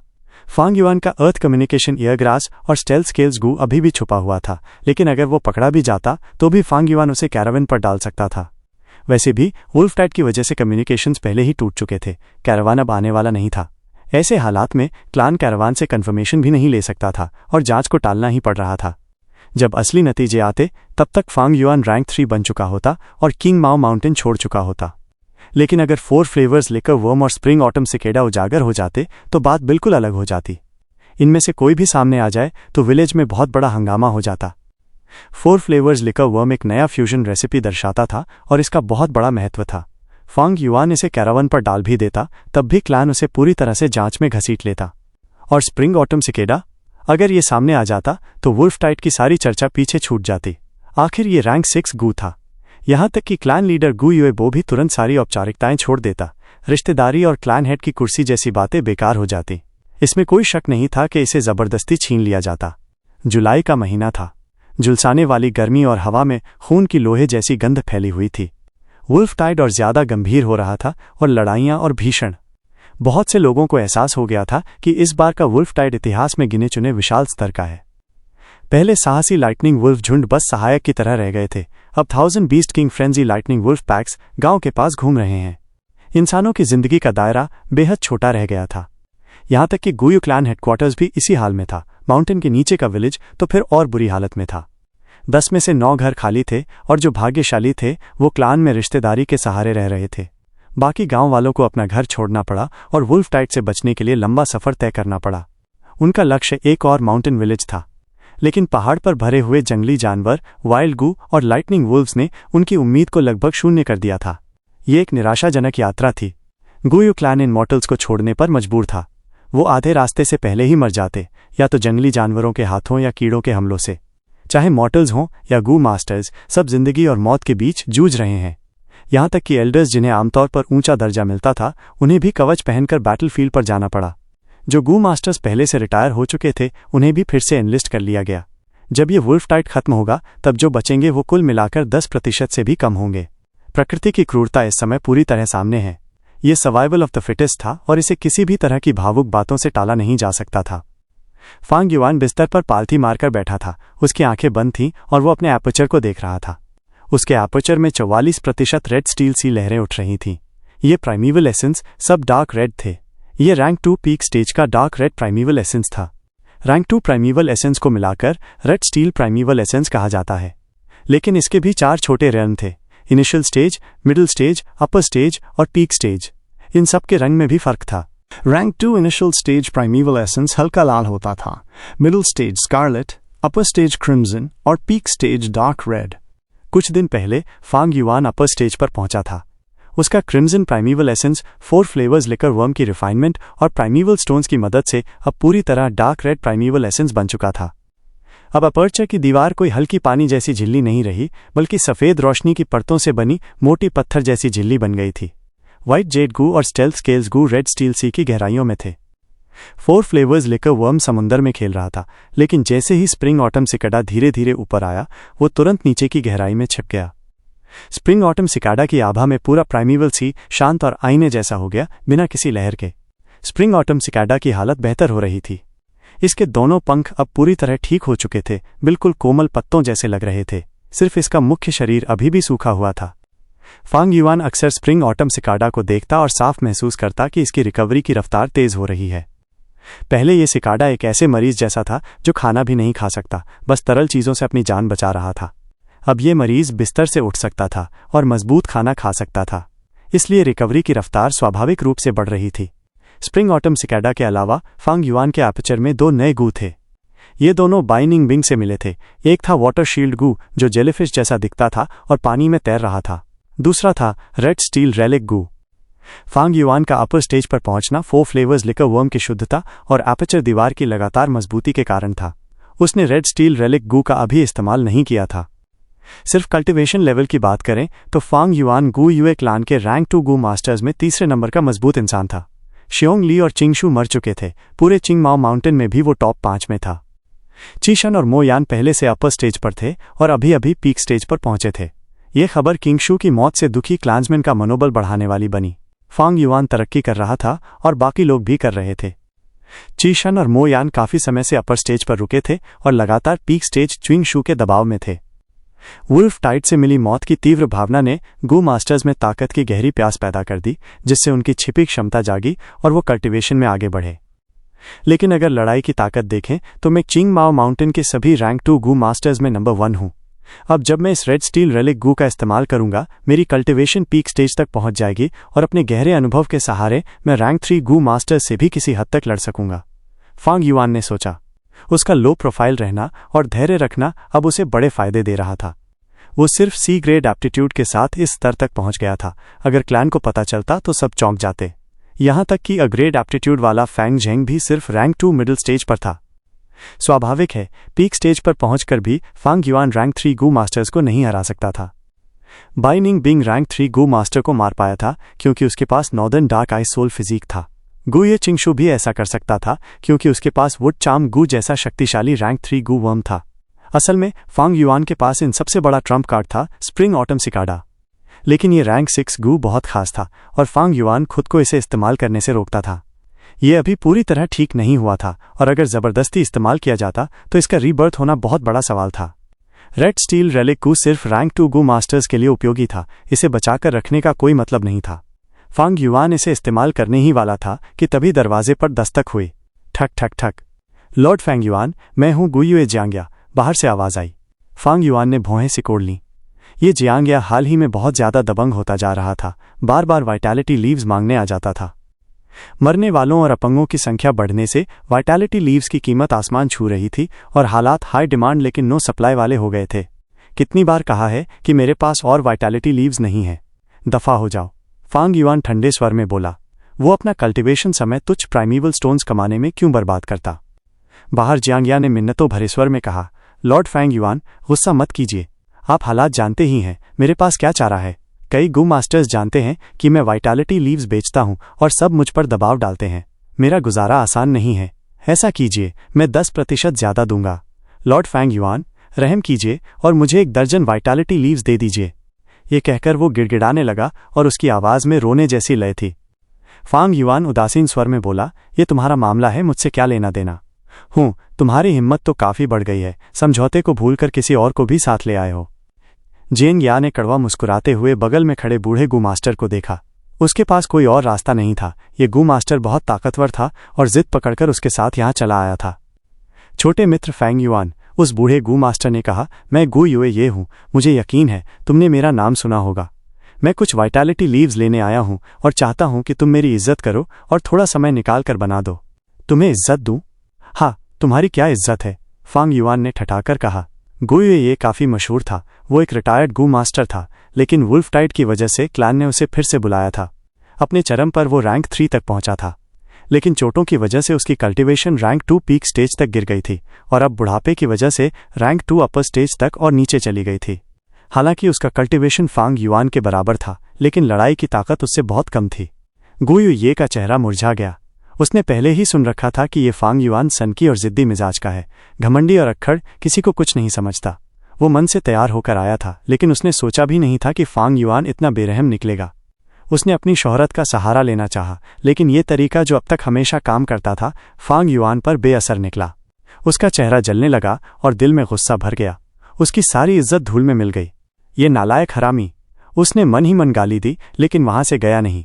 उसे वाइटैलिटी लीव्स की सख्त जरूरत थी। वो तजुर्बेकार था और अच्छे से जानता था कि वाइटैलिटी लीव्स कितनी अहम होती हैं। कभी कभी ये जिंदगी और मौत के बीच का फर्क तय कर सकती हैं। बुढ़ापे में इंसान की हिम्मत कम हो जाती है। जब वो जवान था तो गर्म खून और जोश से भरा हुआ था। वो क्लैंस पीपल की रक्षा करना चाहता था, दुनिया बदलना चाहता था, बड़ा हीरो बनना चाहता था। उस वक्त उसके अंदर मौत को घर लौटने जैसा मानने की हिम्मत थी। लेकिन अब बुढ़ापे में वो ठंडा पड़ गया था। इन सालों में उसने जिंदगी के कई पहलुओं को देख लिया था और खुद पर सोच विचार कर लिया था। खासकर तब से जब उसके कई बच्चे मर गए थे, उसका दिल और ठंडा हो गया था। हर ऑर्गेनाइजेशन को बलिदान चाहिए। संसाधन सीमित होते हैं। जितना पैदा होता है उतना ही खर्च भी होता है। यही जोड़ घटाव कुल मात्रा को तय करता है। इंसानों को जिंदा रहने के लिए खाना, कपड़ा और घर चाहिए। ये संसाधन है। गू मास्टर्स को गू वर्म्स, प्राइमीवल स्टोन्स और खाना चाहिए कल्टीवेशन के लिए। ये भी संसाधन है। मजबूत बनने के लिए और भी संसाधन चाहिए। लेकिन अगर बलिदान नहीं करूंगा तो मुझे अतिरिक्त संसाधन कहां से मिलेंगे। मैं दूसरों को समझौते में डालूंगा, लेकिन अपने फायदे की कुर्बानी नहीं दूंगा। Protecting, honour, family love, dreams, hot blood, ये सब बलिदान के लिए दिए गए सुनहरे कारण हैं। कोई भी ऑर्गेनाइजेशन ऐसा नहीं है जो सेल्फ सैक्रिफाइस को बढ़ावा न दे। लेकिन ऊपरी लोग कभी ये नहीं कहेंगे, वो इसके बजाय कहेंगे protecting, honour, family love, dreams, hot blood, happiness और तरह तरह के भौतिक लाभ देंगे। लेकिन जब इंसान मर जाता है तो भौतिक लाभ सब बकवास हैं। मरा हुआ महान हीरो क्या भोग पाएगा? देख लो जीयू चिंगशू को। वो खुशी खुशी मर गया और मिट्टी में दफन हो गया। उसका नाम पत्थर की कब्र पर लिख दिया गया और उसकी आत्मा आने वाले हीरोज को प्रेरित करती रहेगी। जियांग ने गंभीर चेहरे वाले गु यूए की ओर देखा, मन ही मन खुश हुआ। ये बूढ़ा जबरदस्ती जियांग को यहाँ खींच लाया था। जियांग तो बस रैंक 1 कल्टिवेशन वाला था, जूनियर था, इसलिए उसे सिर झुकाकर गु यूए को यहाँ लाना पड़ा। लेकिन अब जब इस बूढ़े की बेइज्जती हुई, जियांग के दिल में फांग युआन की बिंदास आदत के लिए जलन उठी। गु यूए ये तो फांग युआन को 2-4 जोरदार थप्पड़ जड़कर उसकी अकड़ निकालना चाहता था, मगर वाइटैलिटी लीव्स चाहिए थे, इसलिए खुद को रोकते हुए बोला, जूनियर फांग युआन, तुम ऐसा नहीं कह सकते। तुम अभी जवान हो, तुम्हें रिश्तों की अहमियत का पता नहीं। वक्त आएगा जब तुम्हें भी दूसरों से मदद मांगनी पड़ेगी। सोचो, अगर भविष्य में तुम मेरे पास आओ और मैं तुम्हें ऐसे ट्रीट करूं तो तुम्हें कैसा लगेगा? बकवास है ये ह्यूमन रिलेशनशिप्स, फांग युआन ने मन ही मन हंसकर सोचा। एकता नाम की चीज तो इसलिए होती है क्योंकि लोग अकेले कमजोर होते हैं। धरती पर रिश्ते जरूरी हैं क्योंकि सबकी ताकत बराबर होती है, मगर इस दुनिया में जहां कल्टिवेशन है वहां सब कुछ अलग है। रिश्ते तो बस ताकत का सह उत्पाद हैं। अगर इंसान मजबूत है तो रिश्ते अपने आप अच्छे होंगे। जो रिश्तों के पीछे भागते हैं असल में उन्हें किसी से कुछ चाहिए होता है, और अगर कोई बहुत ताकतवर हो जाए तो उसे क्या जरूरत है रिश्तों की? वो चाहे तो छीन ले, बांट दे या खत्म कर दे, फिर दूसरों के रिश्ते किस काम के? ये तो डेमोनिक पाथ के विचार थे और फांग युआन इन्हें जाहिर करने वाला नहीं था। लेकिन जब उसे तंग ही किया गया तो उसने सोचा ये सौदा भी निपटा देता हूं। इसलिए उसने कहा, ऐसा नहीं कि मैं बेचूंगा ही नहीं। एक वाइटैलिटी लीफ की कीमत 68 प्राइमीवल स्टोन्स। कितने चाहिए? दरवाजे के बाहर खड़े गु यूए ये दंग रह गए। तुरंत बोले, जूनियर फांग युआन, ये तो बहुत महंगा है। फांग युआन ने ठंडी सांस भरी, तो मत खरीदो। क्लैन के रिसोर्सेज में भी वाइटैलिटी लीव्स हैं, जाओ मेरिट पॉइंट से बदल लो। गु यूए ने कड़वी हंसी हंसते हुए कहा, ये मैं नहीं जानता क्या? मगर वो सारे तो रिश्तेदारों को ही बेच दिए जाते हैं।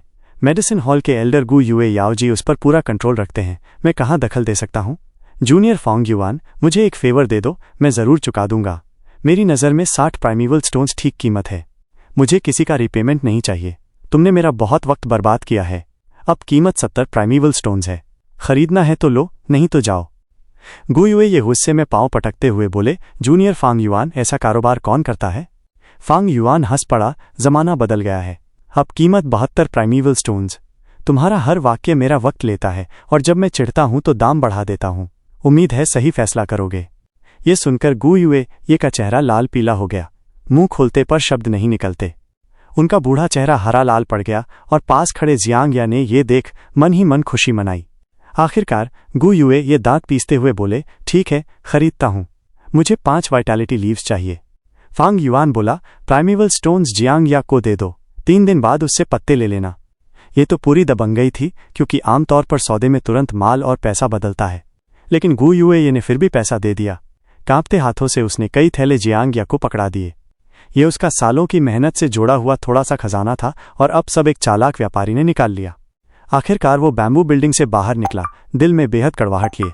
बाहर जियांग ने धीरे से कहा, लॉर्ड फैंग युआन, आज आपने सच में जबरदस्त बदला लिया, मगर डर है कि आपने गु यूए को पूरी तरह नाराज कर दिया है। ये बूढ़ा जब जवान था तो हमेशा बदला लिया करता था, वो आसानी से नहीं छोड़ेगा। फांग युआन ने दरवाजा खोला और बोला, छोड़ो, एक बूढ़ा जो बस अपनी उम्र पर अकड़ रहा है, क्लैन उसे खुद ही हटा देगा। क्लैन को तो वुल्फ टाइड का मुकाबला करना है और इसके लिए रिसोर्सेज चाहिए। रिसोर्सेज कम होंगे तो बड़ी ऑर्गेनाइजेशन टिकेगी कैसे? तब उन्हें लोगों को निकालना पड़ेगा। ये बूढ़े अब सिर्फ रिसोर्सेज की बर्बादी हैं, उनका जाना तय है। भेड़िए बूढ़े और बीमारों को निकाल देते हैं। इंसान समाज में ये इतना साफ नहीं होता, वे इसे अच्छे नाम से ढक देते हैं, इसलिए ऐसे बूढ़े गू मास्टर्स को भी लड़ाई में उतारते हैं। तो भले ही गु यूए ये समझ जाए, लेकिन सिस्टम में रहते हुए कोई कुछ नहीं कर सकता। क्लान तो परिवार और क्लान की रक्षा का बहाना बनाकर उन्हें मरने भेज देता है, वो मना कैसे करेंगे? धरती पर कहा जाता है, अगर सम्राट सब्जेक्ट्स को मरने कहे तो वे मना नहीं कर सकते, मगर फिर भी लोग उसी सम्राट का सब्जेक्ट बनने को दौड़ पड़ते हैं। यही है सिस्टम का आकर्षण और क्रूरता। हर बार वुल्फ टाइड में कितने बूढ़े गू मास्टर जिंदा लौटते हैं, 5 वाइटैलिटी लीव्स तो छोड़ो, अगर हम गू युए ये को 50 भी दें तब भी शायद वो जिंदा न बचे। फांग युआन ने दरवाजे से खड़े होकर ठंडी हंसी हंसी। ये सुनकर जियांग या का दिल कांप गया। उसे फांग युआन से एक ठंडी हवा जैसी सर्द और डरावनी ऑरा महसूस हुई। फांग युआन ने गहरी काली आंखों से उसे देखते हुए कहा, आज से तय समय के अलावा मुझे मत ढूंढना। अगर मेरे रूल्स तोड़े तो अंजाम भुगतने को तैयार रहना। तुम्हें मैंने बेचने का काम दिया बस तुम्हारे भाई की वजह से, मगर सम्मान तो सामने वाला खुद देता है और खुद ही खोता है। सोचो अपने काम पर। जियांग या डर के मारे चुप रहा। गू युए ये की हालत सोचकर उसके माथे पर पसीना आ गया। फांग युआन फिर बोला, और हाँ, अब से वाइटैलिटी लीव्स की कीमत 70 प्राइमीवल स्टोन्स कर दो। 70? जियांग या दंग रह गया। गला सूख गया और आंखों में जैसे एंडलेस प्राइमीवल स्टोन्स दिखने लगे। मगर डरते डरते बोला, लॉर्ड फैंग युआन, इतनी बड़ी कीमत से लोग सोचेंगे कि हम क्लैन की मुसीबत का फायदा उठा रहे हैं। पब्लिक आउटरेज हो सकता है। फांग युआन ने ठंडी हंसी के साथ कहा, पब्लिक आउटरेज? वो क्या कर लेंगे? जैसा मैं कह रहा हूं वैसा करो, ज्यादा बकवास मत करो। अगर कोई परेशानी करे तो कह देना कि मैंने खुद बेचा है। हाँ हाँ हाँ, जियांग या ने तुरंत सिर हिलाया। यही तो वो चाहता था, सारे झंझट फांग युआन पर डाल दे। छोटे लोग भी अपने जीने के तरीके जानते हैं और फांग युआन सब समझ रहा था। मगर ताकत और दौर का फर्क यही है कि फांग युआन अब अलग तरीके से जी रहा था। रेड स्टील रेलिक गू के बाद वो रैंक 2 पीक स्टेज लगभग रैंक 3 तक पहुंचने वाला था, यानी उसने शुरुआती कदम पार कर लिए थे। अब उसकी ताकत का मतलब था कि उसका जीवन और भविष्य दोनों बदल गए। पहले उसे छिपकर रहना था, अब उसे दबंग बनना है। सिर्फ दबंग बनकर ही वो सबसे बड़ा फायदा पा सकता है। जियांग या की भी थोड़ी बहुत कीमत थी, उसे इस्तेमाल किया जा सकता था। जब तक उसकी हरकतें फांग युआन के फायदे पर चोट न करें तब तक उसे बर्दाश्त किया जा सकता है। कुछ छोटे सीक्रेट्स भी जाहिर करने से फर्क नहीं पड़ता। शांति के समय एल्डर्स बेकार बैठे तंग करते, मगर वुल्फ टाइड में किसके पास इतना वक्त है? और वुल्फ टाइड के बाद कौन कह सकता है कि गुयू विलेज बचेगा भी या नहीं? आधा महीना बीत गया। लाइटनिंग वुल्फ समुद्र की लहरों की तरह टूट पड़े और गू मास्टर्स को पीछे हटना पड़ा। शोंग युआन जेन, तुम जरा और सह लो, गू युए विलेज दूर नहीं है। शोंग जियाओ मैन ने जमीन पर पड़े अपने साथी को देख आंसू भरी आंखों से चिल्लाया, लीडर बड़ी बहन, मैं अब और नहीं सह सकता। दिल में एक बात है जो कहना चाहता हूं। शोंग युआन झेन की सांसें टूट रही थीं, जख्म गहरे थे, चेहरा मौत से भर गया था। ठीक है, कहो, शोंग जियाओ मैन रोते हुए बोली। उसे पता था कि ये शांत स्वभाव का शोंग युआन झेन उससे चुपचाप प्यार करता था। अब वही कहने जा रहा था, लेकिन मुंह खोलते ही वो आई लव यू तक न कह पाया। वो मर गया, ज्यादा खून बहने और गहरे जख्मों से। उसका पूरा शरीर लाइटनिंग वुल्व्स के काटने से छलनी था। सबसे बड़ा जख्म उसके सीने पर था, दाएं कंधे से लेकर पेट तक। ये एक बोल्ड लाइटनिंग वुल्फ ने किया था।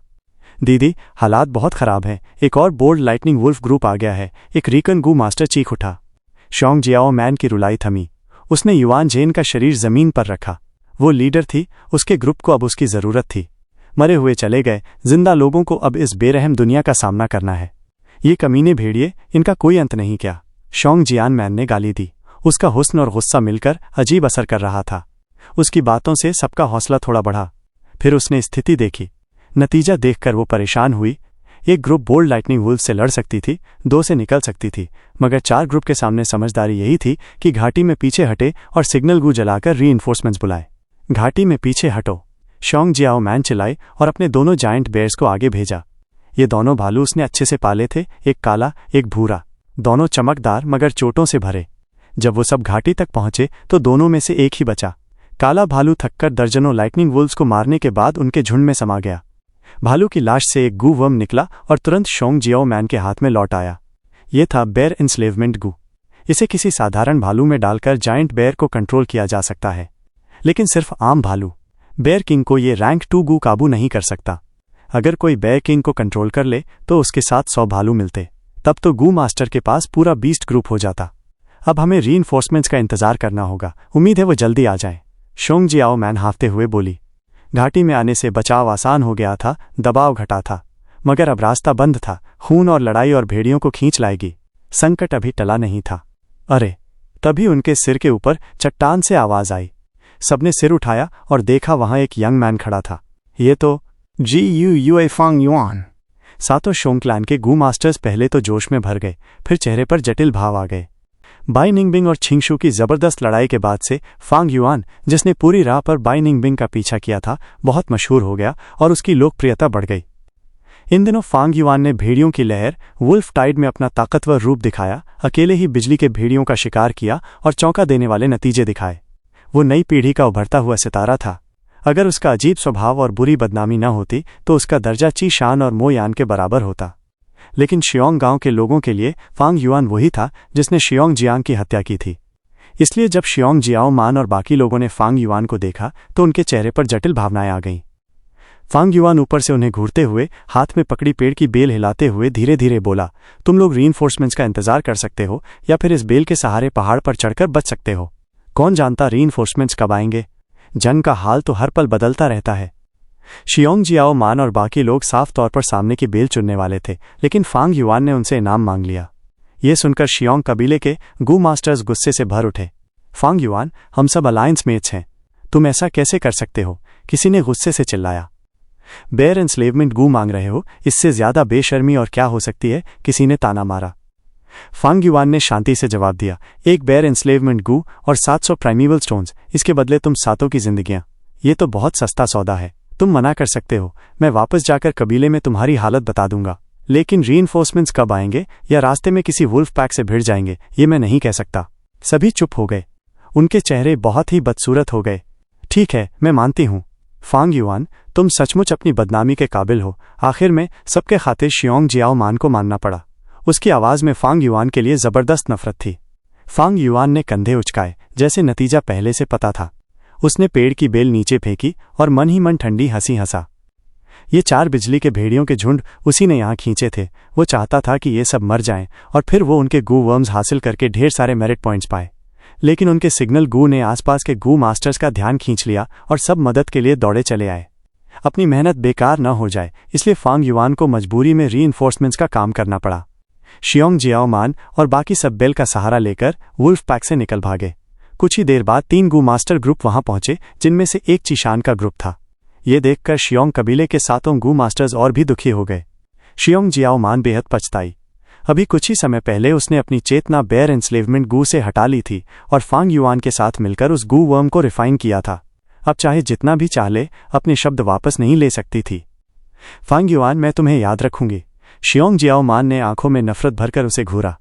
याद रखो या मत रखो, ये तुम्हारा मामला है, फांग युआन ने सपाट हंसी के साथ कहा और पलटकर चला गया। मिस शियोंग, हम फिर मिल रहे हैं। उधर चीशान का ग्रुप आ पहुंचा। उसने शिष्ट स्वर में कहा, बाइनिंग बिंग वाली घटना के बाद से गुयुए कबीले ने एक छिंगशू खोया और शियोंग कबीले का शियोंग ली मारा गया।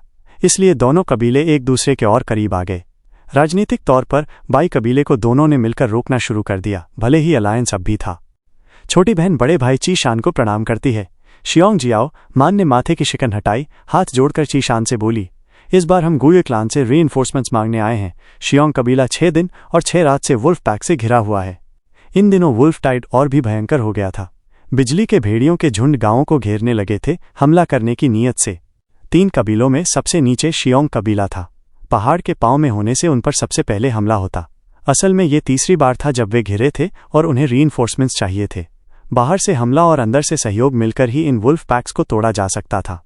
रीइंफोर्समेंट्स की बात कोई मसला नहीं, पिछली 2 बार हमने अच्छा सहयोग किया था ना, लेकिन इस बार मुझे कबीले के क्लैन लीडर को पहले बताना होगा। मेरे साथ आओ, चीशान बोला। शियोंग जियाओ मान और बाकी लोग चीशान ग्रुप के साथ गुयुए विलेज पहुंचे। गांव पहले ही कई परतों की रक्षा से ढका हुआ था। बाहरी दीवारें मजबूती से रीइंफोर्स की गईं, जिन पर दर्जनों टावर बने थे। गांव की दीवारों के नीचे खाइयां खोदी गईं और उनमें नुकीली बांस की खूंटियां गड़ी हुई थीं। गांव की दीवारों पर स्टील वाइन गू और पॉइजन फ्लावर गू लगाए गए थे। नजर भर में ही दीवारें नुकीली बेलों से ढकी और खूबसूरत जहरीले फूलों से भरी दिखती, सैकड़ों नहीं हजारों की तादाद में। मुख्य द्वार से अंदर घुसते ही साफ दिखता था कि चारों ओर की इमारतें, चाहे वो घर हों या सराय, सब अस्थायी किलों में बदल दी गई थीं। शियोंग जियाओ मान और बाकी 6 जो शियोंग कबीले से आए थे, उनकी यात्रा बेहद कठिन रही थी। भेड़ियों के झुंडों से गुजरते हुए सब अलग अलग चोटें खा चुके थे, इसलिए उन्हें इलाज के लिए एक बांस की इमारत में ले जाया गया। उस इमारत में 10 से ज्यादा हीलिंग गू मास्टर्स थे, ज्यादातर रैंक 1 और कुछ रैंक 2। लेकिन जिसने शियोंग जियाओ मान और बाकी लोगों को चौंका दिया वो ये था कि प्रभारी कोई रैंक 2 नहीं बल्कि एक छोटी लड़की थी। इस बेहोश को बेल की कुर्सी पर लिटाओ, इसका पैर टूटा है, गुयुए शिंग, आओ और इसका इलाज करो। ये सतही चोट है, आप हेंग आकर खून रोक, आशिंग आकर दवा लगा, श्याओ हुआ फ्रैक्चर बोर्ड बांध और फिर पट्टी करो। उस छोटी लड़की के काले बाल थे, छोटा गुलाबी सा मुंह, आंखें चमकते क्रिस्टल जैसी, चेहरा थोड़ा गोल मटोल और आवाज़ बेहद प्यारी थी। लेकिन मरीजों को संभालते वक्त उसका अनुभव देखकर सब हैरान रह गए। शियोंग जियाओ मान को अचानक किसी का ख्याल आया। उसने पूछा, ये छोटी बहन, क्या तुम गु युए याओ ले हो? शियोंग कबीले की बहन जियाओ मान, नमस्ते। सोचना भी नहीं था कि तुम मेरा नाम जानती हो। आदेश बांटकर गु युए याओ ले पास आई और अपना परिचय दिया। बहन याओ ले, तुम तो बहुत मशहूर हो। लॉर्ड याओ जी का दयालु दिल तुम्हें मिला है और तुम दवाइयों में बेहद होशियार हो। रैंक 1 कल्टिवेशन होते हुए भी तुम चिंग माओ माउंटेन की टॉप 10 राइजिंग स्टार्स में हो। हमारे शियोंग कबीले में भी तुम्हारे बहुत चाहने वाले हैं। यात्रा पर मदद मांगने आई थी, इसलिए शियोंग जियाओ मान ने शिष्ट स्वर में तारीफ की। मैं तो शर्मा गई। बहन जियाओ मान, याओ ले अभी छोटी थी। तारीफ सुनकर उसका चेहरा लाल हो गया और शर्म से नीचे देखने लगी। तभी एक शियोंग कबीले का गु मास्टर बोला, हालांकि तुम दोनों टॉप 10 राइजिंग स्टार्स हो, लेकिन गु युए फांग युआन तुमसे कहीं नहीं टिकता। छोटी बहन, फांग युआन का नाम मत लो, उसे सोचकर ही खून खौलता है। हीरो न हो तो भी कोई नौजवान नाम कमा लेता है। हाय, उस इंसान का कोई चरित्र नहीं। सोचना भी घिन आता है कि वो भी टॉप 10 राइजिंग स्टार्स में है और वो भी नंबर 1। यह सोचकर ही उल्टी आती है। ये बात सुनते ही आसपास खड़े लोग, जिनमें गु युए कबीले के लोग भी थे, सबका ध्यान खिंच गया। गु युए फांग युआन, इस बार उसने क्या किया? किसी ने जिज्ञासा से पूछा। उसने मेरा बेयर एंस्लेवमेंट गु और 700 प्राइमीवल स्टोन्स छीन लिए, बस हमें बचाने के इनाम में। इतना नीच और लालची कोई हो सकता है क्या? शियोंग जियाओ मान ने गुस्से से कहा।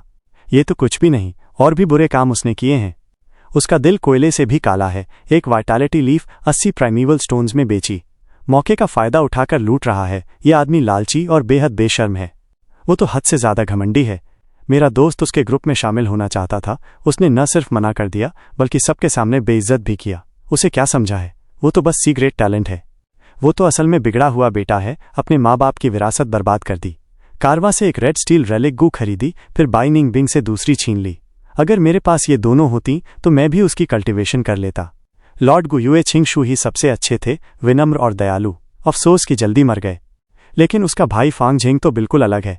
जरूरतमंदों की मदद करता है, दयालु है और लॉर्ड छिंगशू जैसा विनम्र। वो तो अपने भाई का उल्टा है।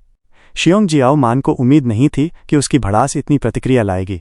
वो हैरान रह गई। सोचा भी नहीं था कि फांग युआन इंसान के तौर पर इतना नाकाम होगा जिसे इतने लोग नफरत करते हों। उसे अजीब लगा और उसने पूछा, जब सब उससे नफरत करते हैं तो किसी ने उसे सबक क्यों नहीं सिखाया? बांस की इमारत तुरंत खामोश हो गई। गु युए कबीले के लोग एक दूसरे को देखने लगे, मगर किसी ने कुछ नहीं कहा। असल में बहुत लोग फांग युआन की हरकतें बर्दाश्त नहीं कर पाते थे। मौके पर ज्यादा मुनाफा कमाना सबको गलत लगता था, लेकिन नतीजा हर बार ये निकला कि जो भी उससे पंगा लेता खुद ही बुरी तरह फंस जाता। कई बार ऐसा हुआ, फिर किसी ने उससे टकराना ही छोड़ दिया और फांग युआन वुल्फ टाइड से उभरे टॉप 10 राइजिंग स्टार्स का मुखिया कहलाने लगा। ये सब दर्जा ताकत से आया था। फांग युआन की लड़ाई की ताकत सबसे ज्यादा थी, इसलिए वो मुखिया बना। चाहे उसकी बदनामी कितनी भी हो या इंसानी रिश्ते कितने भी खराब हों, वो फांग युआन। फिर गु युए याओ जी ने हल्की भौहें चढ़ाकर बुदबुदाया।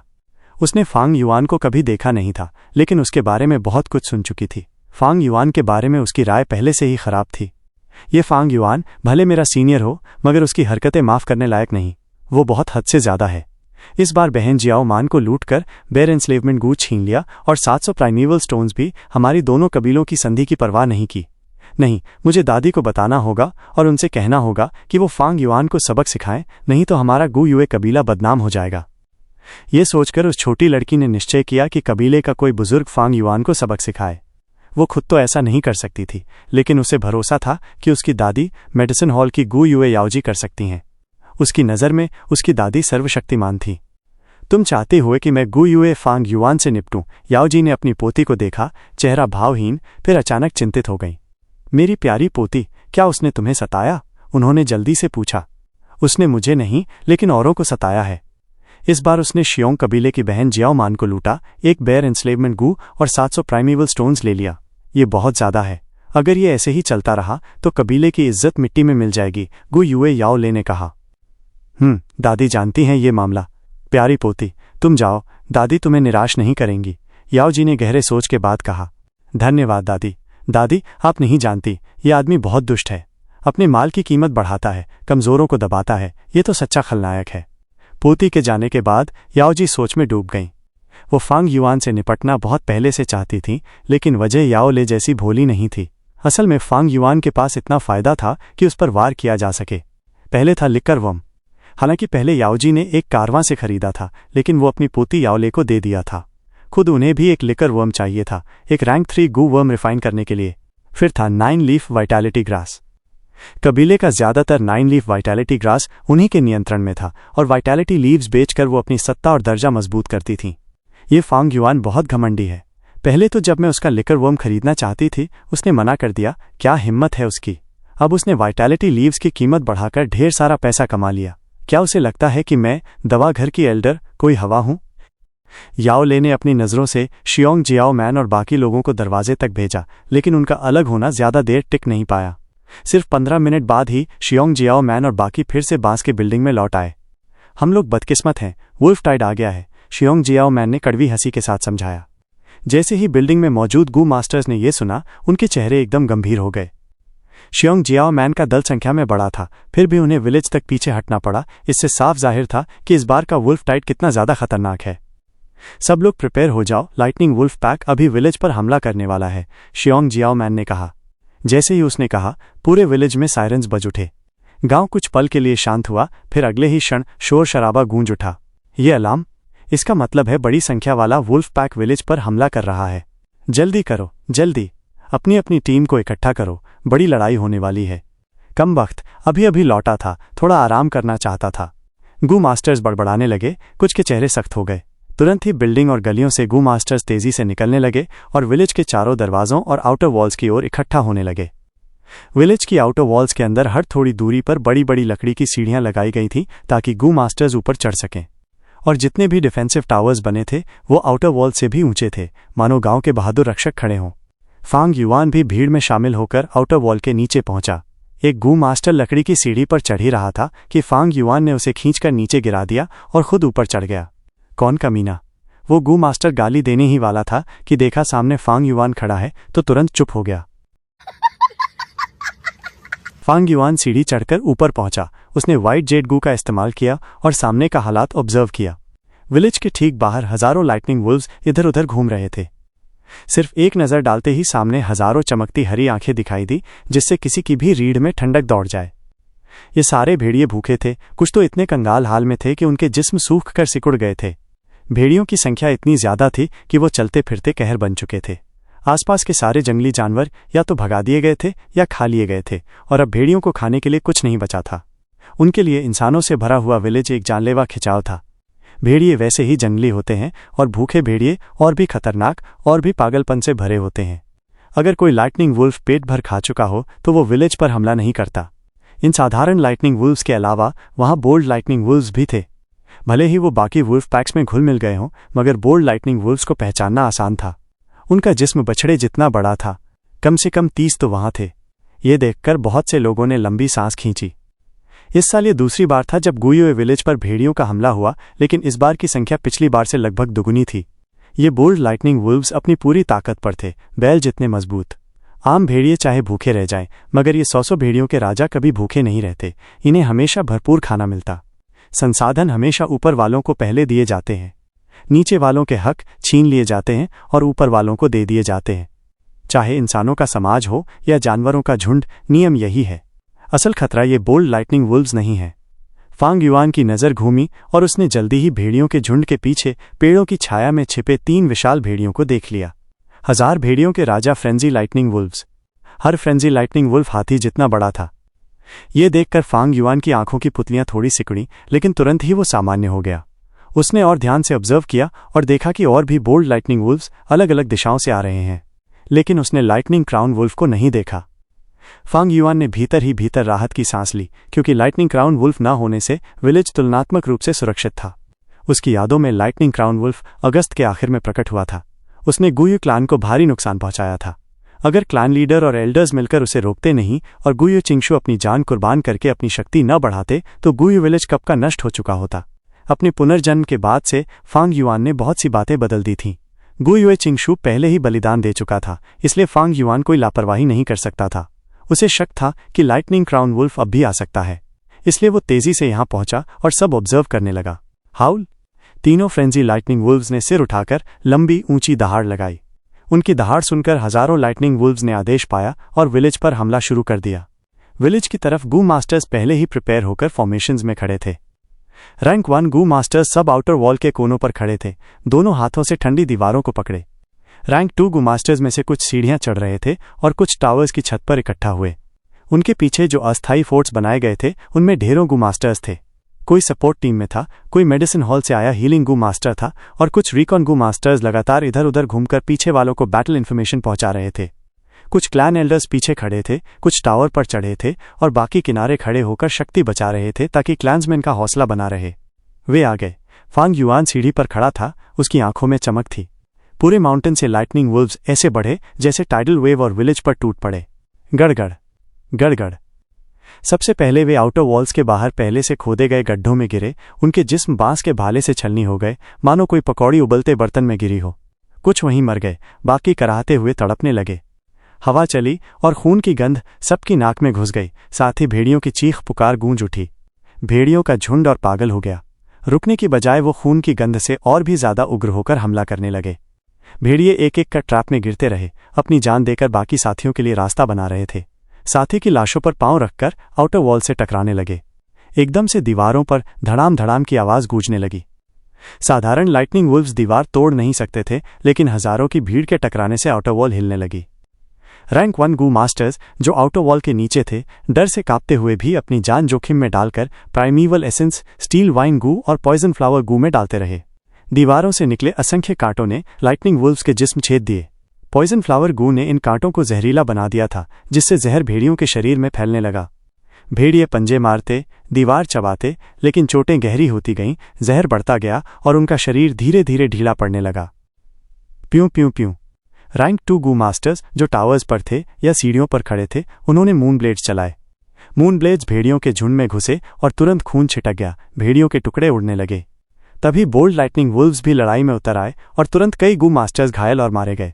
फांग युआन के कोने में एक पतली नीली बिजली सीधी आउटर वॉल पर गिरी, तुरंत उसमें छेद कर गई और एक रैंक 1 गू मास्टर को अंदर ही झुलसाकर मार डाला। वो बोल्ड लाइटनिंग वुल्फ जिसने गू मास्टर को मारा तुरंत ही सबकी नजरों में आ गया। कई मून ब्लेड्स उसकी तरफ उड़े, लेकिन वो दाएं बाएं बचता रहा, अपने साथी भेड़ियों के बीच छिपता रहा और सिर्फ हल्की चोटें खाईं। हाउल। उसने मुंह खोला, तेज दांतों के बीच से बिजली की चमक उठी और सीधा फांग युआन की तरफ उड़ गई। Water shield GU।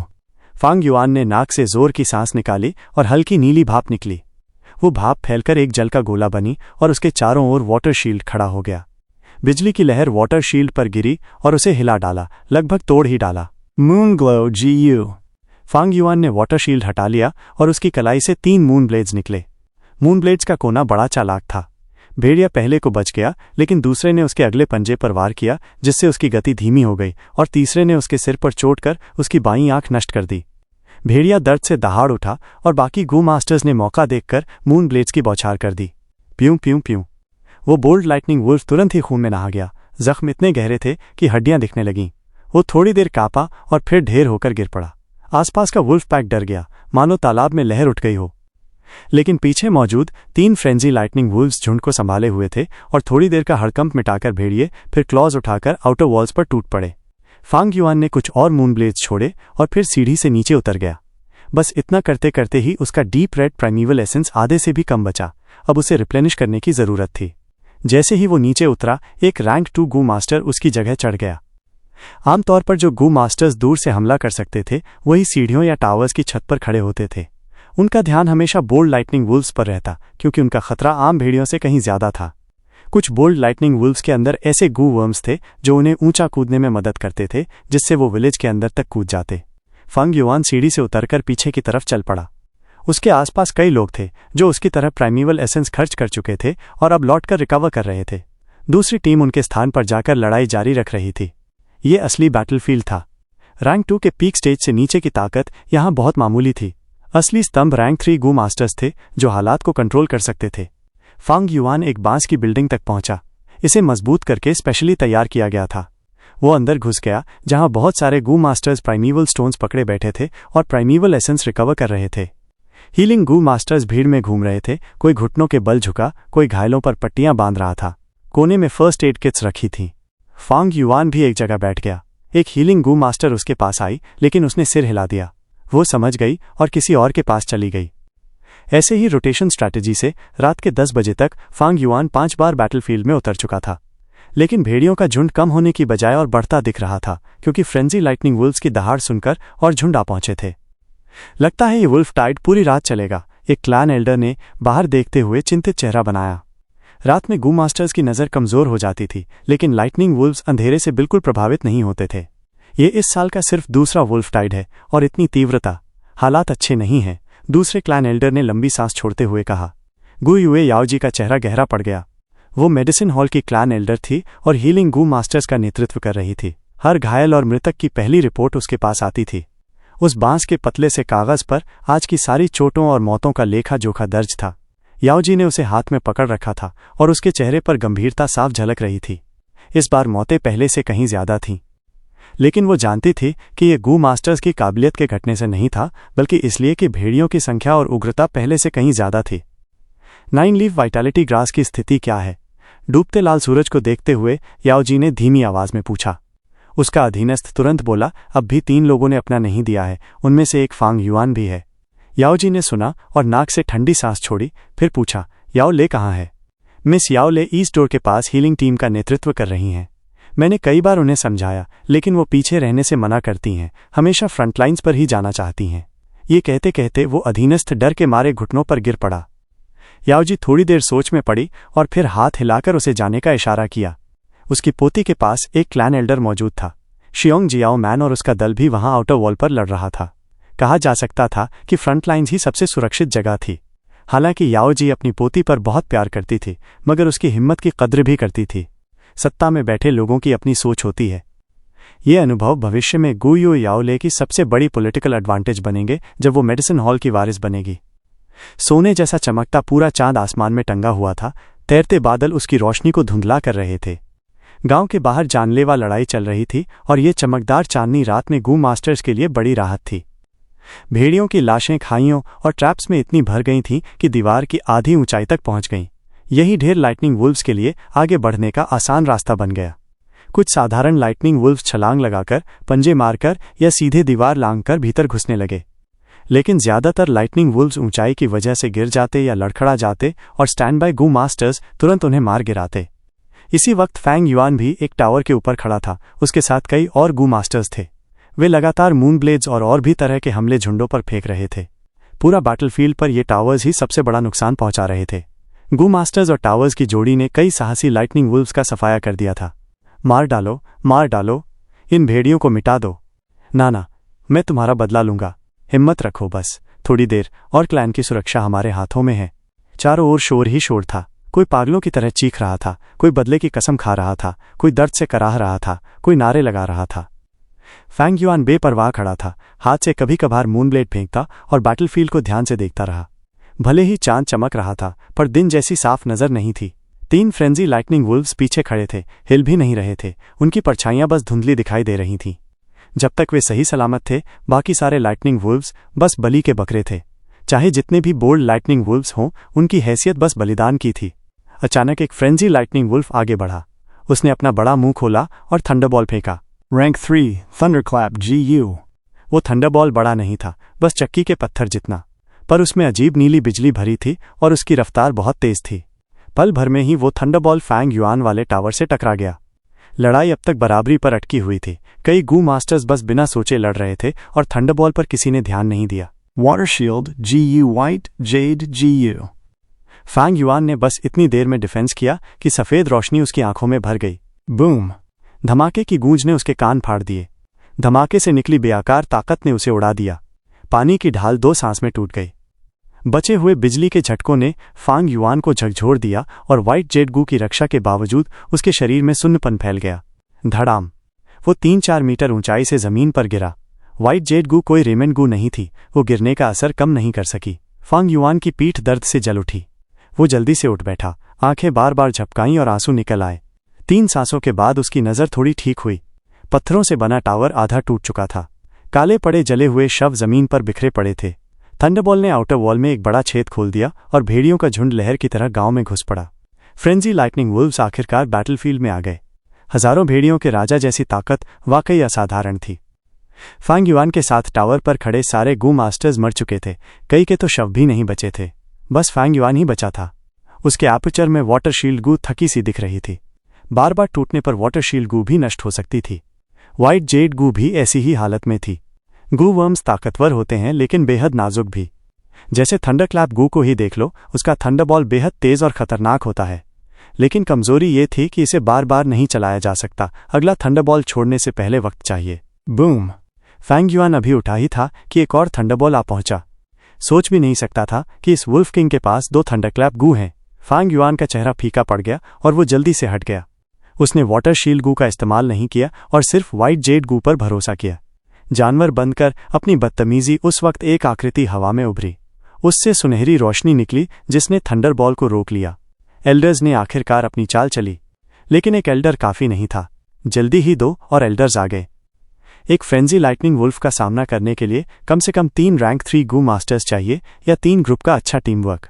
Frenzy lightning wolf अब भीमकाय कदमों से आगे बढ़ा। आसपास के भेड़िए किनारे हट गए। वो धीरे धीरे दौड़ने लगा और फिर तेज से तेज होकर सिर झुकाए गांव की दीवार पर झपटा। ये देख रैंक 1 और रैंक 2 गू मास्टर्स डर के मारे भाग गए। सिर्फ 3 एल्डर्स वहीं डटे रहे। बाकी सबने समझदारी से बैटलफील्ड का ये हिस्सा उन्हें सौंप दिया। तीनों एल्डर्स और फ्रेंजी लाइटनिंग वुल्फ के बीच घमासान लड़ाई छिड़ गई। कुछ ही देर बाद बाकी 2 फ्रेंजी लाइटनिंग वुल्व्स भी दीवार पर टूट पड़े और 2 और बैटलफील्ड्स खुल गए। अब 9 एल्डर्स और 3 फ्रेंजी लाइटनिंग वुल्व्स ने 3 बड़े बैटलफील्ड्स बना दिए। बिजली गरजने लगी, बांस की इमारतें टूटने लगीं। बीच में फंसे ज्यादातर गू मास्टर्स और लाइटनिंग वुल्व्स का बुरा हाल हुआ। लाइटनिंग वुल्फ पैक्स लगातार हमला कर रहे थे, लेकिन फैंग युआन अब लड़ नहीं रहा था। वो बैटलफील्ड के कोने में चला गया और तीनों बैटलफील्ड्स को दूर से देखने लगा। अब इसमें शक नहीं कि हमला चरम पर पहुंच चुका था। 3 फ्रेंजी लाइटनिंग वुल्व्स, एक के पास 2 थंडरक्लैप गू, जबरदस्त हमला करने की ताकत, दूसरे के पास थंडर विंग्स गू, थोड़ी देर उड़ सकता है, और लड़ाई में बेहद लचीला तीसरे के पास थंडर रोर गू, जिसकी दहाड़ से दुश्मन मर सकते हैं। फैंग युआन ने ध्यान से देखकर तीनों फ्रेंजी लाइटनिंग वुल्व्स के बारे में जानकारी जुटा ली। आमतौर पर हजारों भेड़ियों का राजा अपने भीतर 3-4 रैंक 2 और 1 रैंक 3 गू वर्म पालता है। गू मास्टर्स अगर इन वर्म्स को पहचान लें तो सही जवाब दे सकते हैं। फ्रेंजी लाइटनिंग वुल्व्स में अक्ल कम होती है, उनकी चाल बार बार नहीं बदलती। ऐसे में नतीजा साफ होता है। वाकई एल्डर्स ने थोड़ी देर बाद पीछे हटकर बाकी एल्डर्स को जगा दी। उनके आपसी तालमेल और बेहतर रणनीति से वे हावी हो गए। थोड़ी ही देर की लड़ाई के बाद उन्होंने हालात काबू में कर लिए। अब जीत बस वक्त की बात थी। नतीजा तय हो चुका है। याओजी ने चैन की सांस ली ही थी कि पूर्वी गेट से गड़गड़ाहट उठी। एक लाइटनिंग वुल्फ अचानक फूलने लगा। वो साधारण भेड़िए से हाथी जितना बड़ा हो गया। दरअसल ये एक और फ्रेंजी लाइटनिंग वुल्फ था। एल्डर्स इस नज़ारे से चौंक गए। सारी नज़रें पहले 3 बैटलफील्ड्स पर थीं, इसलिए ईस्टर्न गेट पर तैनात सेना कमजोर थी। मुसीबत याओले वहीं है। याओजी का चेहरा पीला पड़ गया और वो तुरंत ईस्टर्न गेट की तरफ दौड़ी। अरे, इसमें तो रैंक 3 और रिस्ट्रेंट गू है। इसने भेड़ियों के झुंड में छिपकर ईस्टर्न गेट पर मौजूद गू मास्टर्स को धोखा दिया। फैंग युआन ने हालात गौर से देखे और ईस्टर्न गेट की स्थिति बेहद खराब लगी। फ्रेंजी लाइटनिंग वुल्फ ने ईस्टर्न गेट तोड़कर बड़ा छेद खोल दिया। भीड़ की तरह भेड़ियों का झुंड भीतर घुस पड़ा। गू याओले डर से सुन्न हो गई जब उसने भेड़ियों की लहर आते देखी, लेकिन उसके पास शियोंग जाओ मैन जैसी अनुभवी साथी थी। उसने तुरंत आदेश दिया, दरवाजे और खिड़कियां बंद करो, रीइंफोर्समेंट्स आने तक हमें बस बचाव करना है, तभी जीतने का मौका मिलेगा। उसकी बात पूरी ही हुई थी कि धड़ाम बैम्बू बिल्डिंग की छत फ्रेंजी लाइटनिंग वुल्फ ने तोड़ दी। गू याओले चीख पड़ी। अचानक बदली हालत ने उसका होश उड़ा दिया। वो अभी छोटी थी और रैंक 1 कल्टिवेशन ही रखती थी। उसने जिद में यहीं रहना चुना था। सोचा भी नहीं था कि इतनी खतरनाक हालत में फंस जाएगी। जानवर रुक जा, गू अपनी याओजी ने दौड़ते हुए पुकारा। उसकी नजरें बेबस थीं। वो देख रही थी कि उसका प्यारा पोता मौत के मुंह में जा रहा है और वो चाहकर भी मदद नहीं कर पा रही थी। ऐसे खतरनाक मौके पर फिर शियोंग जाओ मैन ने कदम बढ़ाया। उसने आदेश दिया और उसका भूरा भालू फ्रेंजी लाइटनिंग वुल्फ पर झपटा। भेड़िए ने पंजा मारा और 400 किलो का भालू हवा में उड़ गया। उसने भालू का सिर चीर डाला। आखिर साधारण जानवर हजारों भेड़ियों के राजा का क्या बिगाड़ सकता था। लेकिन शियोंग जाओ मैन ने मौका पाया और गू याओले को खींचकर बाहर भागी। फ्रेंजी लाइटनिंग वुल्फ ने दहाड़ मारी और छलांग लगाकर उनके सामने आ खड़ा हुआ। अचानक उसे सामने देख याओले के पैर कांप गए। शियोंग जाओ मैन ने उसे खींचा और दिशा बदल दी। वे गांव से बाहर की ओर भागने लगी। भेड़िया झपटने ही वाला था कि गू याओजी पहुंच गई। उसने हल्की बैंगनी मून ब्लेड उसकी पीठ पर फेंकी। मून ब्लेड धुएं में बदलकर भेड़िए की नाक में घुस गई। भेड़िया खांस पड़ा। वो जहरीला था। Rank 3 moon poison GU। Frenzy lightning wolf गुस्से में दहाड़ा। उसकी दहाड़ ने आसपास की इमारतें हिला दी। ये थंडर रोर गू नहीं बल्कि साउंड वेव गू थी जो धक्का मारने वाली ताकत बनाती है। शोंग जाओमान और गू युए याओले दोनों उड़ गईं। शोंग जाओमान दीवार से टकराकर बेहोश हो गई जबकि याओले टूटे ईस्टर्न गेट से बाहर जा गिरी। गिरने से वो चकरा गई। उठने की कोशिश की तो सामने ही एक लाइटनिंग वुल्फ उसका गला काटने को झपटा। वो चीखी लेकिन उसी वक्त एक मून ब्लेड आया और भेड़िए को काट डाला। वो घबराकर उठी और देखा कि उसका रक्षक एक नौजवान गू मास्टर था। उसकी कमर से नीचे का हिस्सा कोलैप्स्ड वॉल के नीचे दबा था। उसने खून से लथपथ चेहरे से मुस्कुराया लेकिन अगले ही पल भेड़ियों ने उसका गला नोच डाला। याओले की आंखों से आंसू बरस पड़े। वो रोती हुई भागी। इस हिस्से का बैटलफील्ड बेहद अफरातफरी भरा था। याओले की पहचान और पृष्ठभूमि की वजह से कई गू मास्टर्स ने उसे बचाने की कोशिश की लेकिन वे खुद ही कमजोर थे। गू युए याओजी भी फ्रेंजी लाइटनिंग वुल्फ से लड़ रही थी और मदद नहीं कर सकी। याओले के मन में बस डर और उलझन थी। उसके सामने सिर्फ पंजों और दांतों की तस्वीरें घूम रही थीं। तभी उसने एक आवाज़ सुनी, एक कदम पीछे हटो। उसने बेख्याली में आदेश मान लिया और बाल बाल बच गई। दाएं लुढ़क जाओ, आवाज़ फिर आई। उसका दिमाग खाली था लेकिन शरीर मान गया। भेड़िए के दांत बस उसकी खाल छूकर निकल गए। आवाज़ बार बार आती रही और लड़की ने उनका पालन किया। कई बार गलती हुई लेकिन उस वक्त कहीं से एक मूनब्लेड आकर उसे बचा लेता। जब उसके आसपास कोई भेड़िया नहीं बचा तब उसे होश आया। वो गांव से दूर एक सुनसान जंगल में पहुंच चुकी थी।